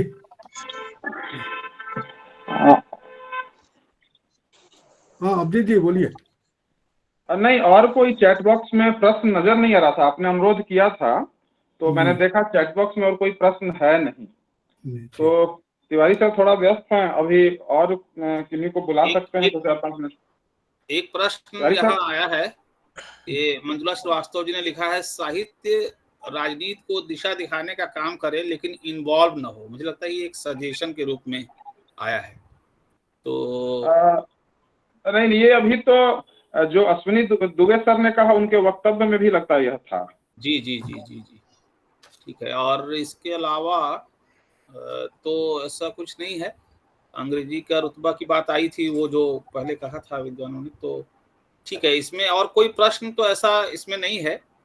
हाँ, एक सवाल अगर देखा जाए तो संक्षेप में इस पर बात हो सकती है कि जो परसाई का जो टेम्परामेंट है और जो उनके लेखन का मिजाज है, अगर देखें हम लोग कि आज का के संदर्भ में स्थितियां चूंकि इतनी विकट हैं कि एक आम आदमी इतना या आम रचनाकार इतना साहस नहीं कर पा रहा है, तो वो टूल कौन से हों जिसमें वो एक ताकतवर और अमानवीय शक्तियों के समक्ष व्यंग के सहारे से अपनी बात भी कह जाए, अपने जो उसका विवेक है वो कह भी जाए, और वो कहीं भी उन ताकतवर शक्तियों के पंजे में ना आ पाए। क्या ऐसा टूल कोई हो सकता है? अगर हो सकता है तो वो कौन से टूल होंगे जिनको व्यंगकारों को उपयोग में लाना चाहिए? शायद अगर हम इस तरीके का कोई टूल की बात कर सकें तो हो सकता है बहुत से जो रेखा के आस-पास चलने वाले रचनाकार हैं, शायद वो फिर परसाई की तरह साहस भरा लेखन कर पाएँगे या कौशल भरा लेखन कर पाएँगे। इस पर अगर आप लोग कुछ जोड़ सकें तो बेहतर होगा संक्षेप में। बोलिए श्रीकांत जी, श्रीकांत जी बोलेंगे। श्रीकांत सर, आपका ऑडियो ऑफ है जी। हाँ, आपने एक बढ़िया बात उठाई है, लेकिन मेरा ऐसा दृढ़ मानना है कि आपके भीतर की शक्ति ही आपका टूल होगी। आपको उस साहस को अपने अंदर जुटाना होगा। साहस कोई इंजेक्शन नहीं है जो कोई बाहर से लगा सके। हाँ, लिखते हुए अगर आप चाहते हैं तो ये भी हो सकता है कि आप अपनी बात भी कह जाएं और साफ निकल भी जाएं, और ऐसा बहुत सारे व्यंगकार आज भी कर रहे हैं। ऐसा नहीं है कि वो आप प्रगति, अगर आप किसी विचारधारा की बात नहीं कर रहे हैं तो इसका मतलब ये कतई नहीं है कि वो प्रगतिशील नहीं है। वो हैं और उसी आम जन के प्रश्नों को उठा रहे हैं, लेकिन पूरी सफाई के साथ कि बात वही अपनी एक कहावत चलती है कि सांप भी मर जाए लाठी न टूटे। तो इस कला को साधना, मेरे विचार से इस कला को अगर साध लिया जाए तो वो एक सही टूल बन सकता है। जी जी, बहुत बहुत धन्यवाद सर। विनोद सर कुछ जोड़ना चाहेंगे? नहीं, वो ठीक है, श्रीकांत जी ने जो कहा, लेखक जो है वो सोचे खुद कि किस तरह से वो अपना विकास कर सकता है और किस तरह से वो रास्ते निकाल सकता है, विकल्प उसको क्या सूझते हैं, वो लेखक को अपना सोचना होगा। और लेखक साहस का संकट, मेरे ख्याल से इस पर भी आप लोग शायद चर्चा किए थे। जी जी साहस का संकट, जी लेखन और जो वो साहस का संकट जिनके पास है, वो अगर और कोई विकल्प देखते हैं तो उस विकल्प की तरफ जाएं, और जिनके पास साहस का संकट नहीं है, साहसी है, तो फिर उनके लिए तो बिल्कुल खुला खेल फर्रुखाबादी है। और वो हाँ, वो खुल के अपना खेल दिखा सकते हैं। जी हाँ, बिल्कुल खुल के खेल दिखा सकते हैं। और मेरा ख्याल है इस तरह से सरकार भी क्या है, सरकार बहुत होशियार होती है। राजनीति में बैठे हुए लोग बहुत होशियार होते हैं और वो चाहते हैं कि जनता उनके खिलाफ भी कुछ काम करे और बात करे, तो वो लोकतांत्रिक होने का श्रेय लेना चाहती है सरकार भी। तो आप सरकार को इस तरह से, साहसी लोग जो हैं वो सरकार को लोकतांत्रिक बनाने का श्रेय दे सकते हैं और अपनी रचनाएं वो लिख सकते हैं। कोई बहुत खतरे इस तरह के होते नहीं है। ठीक है, वो परसाई जैसा एक एक्सट्रीम हमारे पास आया और जिनके ऊपर हमले हुए और उन्हें मरा हुआ छोड़कर चले गए, और बाद में जब परसाई जी को जब होश आया तो उन्होंने कहा कि मेरा लेखन अब सार्थक हुआ। तो उसके छोड़ा और इस तरह की घटनाएं देखने को नहीं आती, सिवाय पत्रकारिता के क्षेत्र में कुछ इस तरह की विसंगतियां आ जाती हैं और पत्रकारों के ऊपर हमले हो जाते हैं। व्यंगकारों के ऊपर इस तरह के कोई बहुत हमले नहीं हुए हैं, एकाध कोई अपवाद को छोड़कर। और मेरा ख्याल है जो लोग इस तरह से डरते हैं अपनी नौकरी को लेकर और ट्रांसफर को लेकर और इस तरह की चीजों को लेकर, तो बहुत ज्यादा डरने की आवश्यकता नहीं है।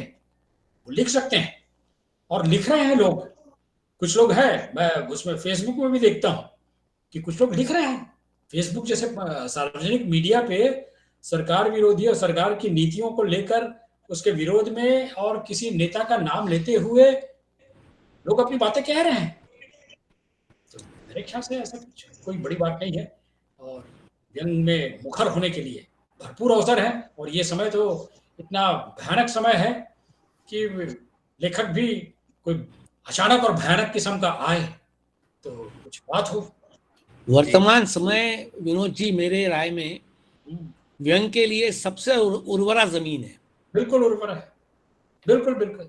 अगर इस वक्त में, और बहुत जिम्मेदारी भी है व्यंगकार पर, बहुत जिम्मेदारी है जी। बहुत संस्कृति आपकी अश्लील हो गई है। आप देखिए, यानी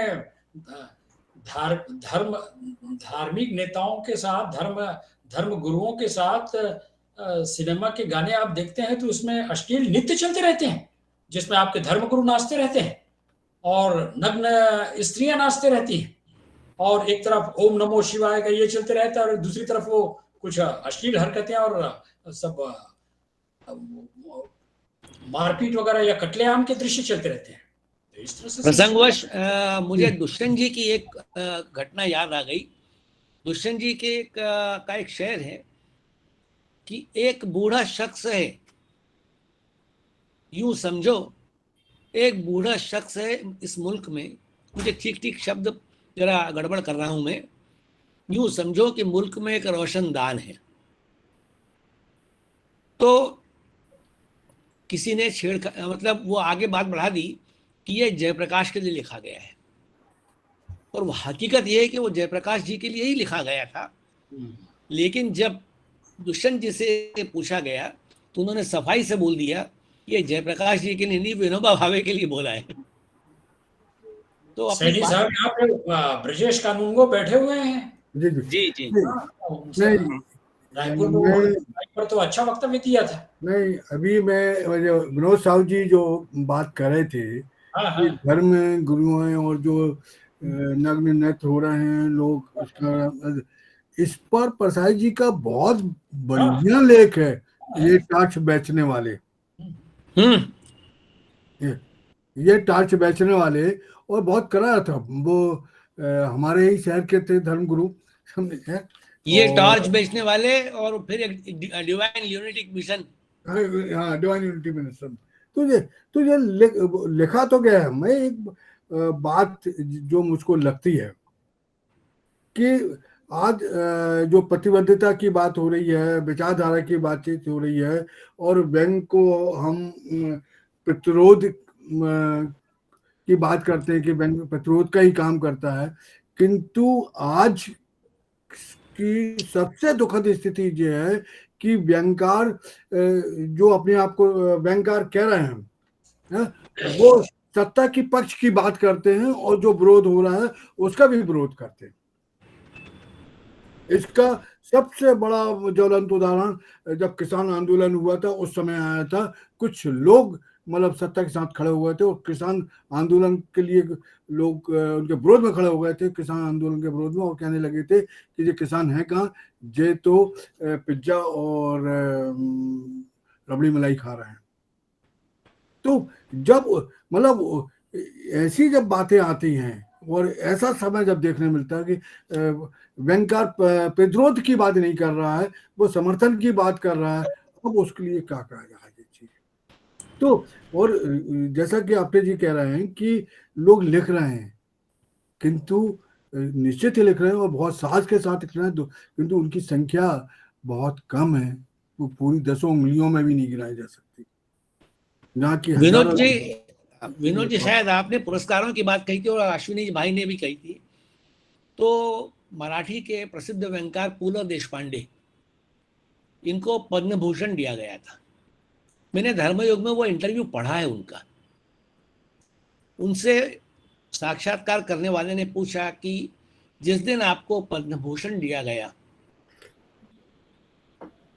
वो दिन आपके जीवन का विशिष्ट दिन रहा होगा। क्या मैं ठीक कह रहा हूं? तो पुल्ला कहलाते हैं मराठी में, वो पूरा नाम कोई नहीं लेता। पुल्ला ने जवाब देते हुए उनसे बोला कि मेरे जीवन का तो वो एक आम दिन था, राष्ट्रपति के जीवन का जरूर वो एक खास दिन था कि उन्होंने मुझे पद्म भूषण दिया। हाँ, इसमें उनका अहंकार नहीं था। ठीक। पुरस्कार और सम्मानों के प्रति एक निष्प्रह भाव था कि दिया तो ठीक, मुझे तो लिखना है, आपने दिया ठीक है, नहीं देते तो भी ठीक है। तो इतना साहस वो धर्मयुग जैसी पत्रिका में छपा था कि राष्ट्रपति के जीवन का एक महत्वपूर्ण दिन रहा होगा वो। तिवारी जी,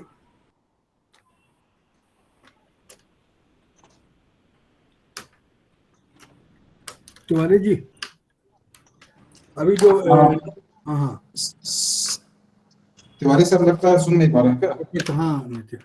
तो मेरे ख्याल है कि अभी जो प्रश्न उठे हैं और जिन पे थोड़ी चर्चा हो रही है उसमें हम ब्रजेश कानून जी की भी स्वर को सुन लेते हैं, उसके बाद फिर हम हमारा जो अंतिम दौर है उसमें जाते हैं। तो ब्रजेश कानून जी से मैं कहता हूँ जो अभी विमर्श में जो सवाल उठे हुए हैं और हमारे साथी तिवारी जी ने और मोहनलाल जी ने जो सवाल उठाए हुए हैं, तो उनको और समेटते हुए जो भी आपके मन में सवाल है। धन्यवाद सनी जी, बहुत बहुत धन्यवाद। आज की जो गोष्ठी है परसाई को लेकर आप लोग हमेशा करते रहे, लेकिन आज विशेष तौर पर इतनी समृद्ध रही कि हमारे बीच में श्रीकांत आप्टे जी, विनोद साहब जी, अश्विनी कुमार दुबे जी, इन्होंने लगभग परसाई जी को लेके, विचारधारा को लेके बहुत सारी बातें और सारी बातें लगभग कह दी। और परसाई की जो दृष्टिकोण से जनजीवन में सीधे उतर के करते थे, व्यापक जीवन दर्शन उनका होता था, परिप्रेक्ष्य में वो बात कहते थे।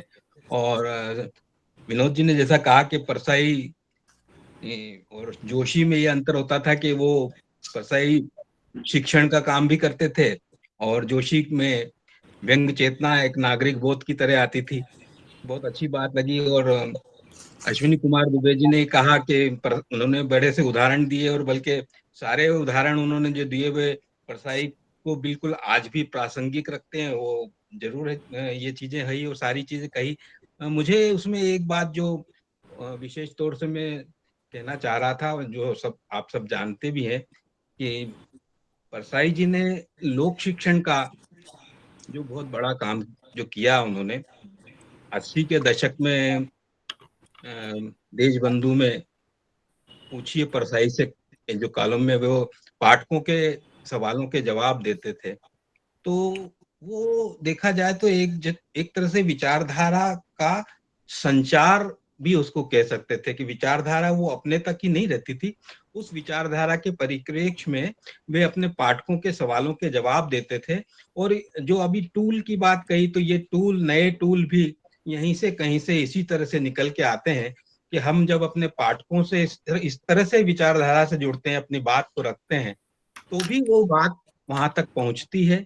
अब जैसे धर्म की बात हुई थी, उन्होंने 16 सितंबर 84 में एक पाठक ने उनसे पूछा था, धर्म में निरपेक्षता का क्या मतलब है, वर्तमान स्थिति को मद्देनजर रखते हुए क्या धार्मिक स्वतंत्रता देना उचित होगा। अब ये आज भी ये इतना प्रासंगिक है। तो उन्होंने कहा भी था कि भारत में अनेक धर्म है, धर्म के आधार पर बने सांप्रदायिक आंदोलनों ने ही पाकिस्तान बनवाया। खालिस्तान का आंदोलन भी धर्म पर आधारित है, अकाली राजनीति धर्म पर आधारित है, हिंदू राष्ट्र की कल्पना भी धर्म पर आधारित है। धर्म राज्य लोकतांत्रिक नहीं रह जाता। उदाहरण हमारे सामने है, पाकिस्तान तथा बहुत से अरब राष्ट्र। यहाँ इस्लाम के नाम पर या तो तानाशाही है या राजशाही। भारत के संविधान निर्माताओं ने देश को धर्मनिरपेक्ष राज्य रखा, यानी राज्य का कोई धर्म नहीं होगा। धर्म के कारण नागरिक अधिकारों में कोई भेद नहीं होगा। इसका मतलब सर्वधर्म संभाव नहीं है, यानी शासन द्वारा दिवाली, ईद, क्रिसमस सब मनाना नहीं है। वास्तविक मतलब है धर्म और उसके कर्म कांडों से राष्ट्र का सर्वथा मुक्त होना। धर्म व्यक्तिगत मामला है, सामूहिक या राष्ट्रगत नहीं। अब ये उस समय जो बात करते थे, हमें लगता है कि आज भी ये उतनी ही प्रासंगिक है। और ये अभी तक कोई अंतर नहीं आया, बल्कि कुछ अर्थों में ये और आगे बढ़ता गया। ऐसे ही वो कई सवाल अपने पूछते थे और वो संस्कृति, ये विचारधारा लोगों तक पहुंचती थी। तो मेरे ख्याल से इस तरह से भी विचारधारा और जो आज के हथियार हैं वो उपयोग किए जा सकते हैं। जो डरते हैं वो शायद न लिखें, लेकिन जो लिख रहे हैं, जैसा कि कहा गया कि साहू जी ने कहा कि अभी भी लोग लिख रहे हैं और बराबर वो विचारधारा की तरह लिख रहे हैं, प्रतिरोध भी लिख रहे हैं। और चाहें तो इसको आप फैंटेसी की शक्ल में लिखें। तो फैंटेसी में कई बार तो इस तरह का होता है कि वो जिनके ऊपर व्यंग किया जाता है वही कहते हैं अरे बड़ा अच्छा व्यंग लिखा है, उनको समझ में ही नहीं आता कि, लेकिन जिन तक बात पहुंचनी हो पहुंच जाती है। जनता और पाठक हमारे बहुत समझदार हैं और वो लिखा जाना चाहिए। मुझे आज बहुत अच्छा लगा, बहुत बहुत धन्यवाद। ये लोक शिक्षण की बात ये जिक्र रह गया था छूटने में, तो समग्रता से ये भी बात उनकी इस पक्ष को भी मैं रखना चाहता था यहाँ। बहुत बहुत धन्यवाद विजय जी।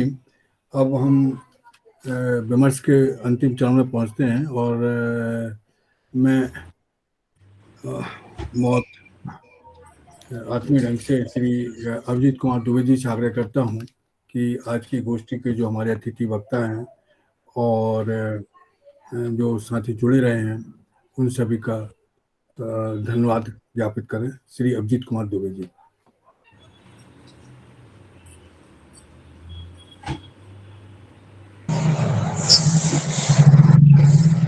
शुक्रिया रमेश सैनी सर, रमेश तिवारी सर। व्यंग्यधारा के इस प्रतिष्ठित पटल पर आज 151वीं गोष्ठी थी और आज की गोष्ठी का विषय था कि व्यंग में विचारधारा और परसाई।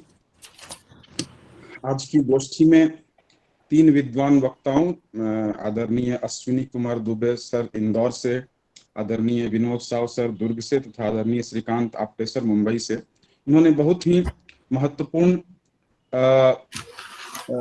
बातें कही, बहुत ही प्रामाणिक ढंग से संप्रेषणीयता के साथ अपनी बातें रखी, जो मुझ जैसे एक साहित्य के विद्यार्थी के लिए काफी शिक्षाप्रद रही, ज्ञानवर्धक रहा आज की यह गोष्ठी। आज की इस गोष्ठी में बाद में रमेश तिवारी सर ने तथा ब्रजेश कानूनगो सर ने भी विस्तार से अपनी बातें रही। जो कुछ चीज छूट रहा था उस पर ब्रजेश कानूनगो सर ने अंत में उस चीज को भी समेटा। आज की गोष्ठी में काफी अधिक संख्या में लोग उपस्थित रहे, कुछ नए सदस्यगण भी आज जुड़े।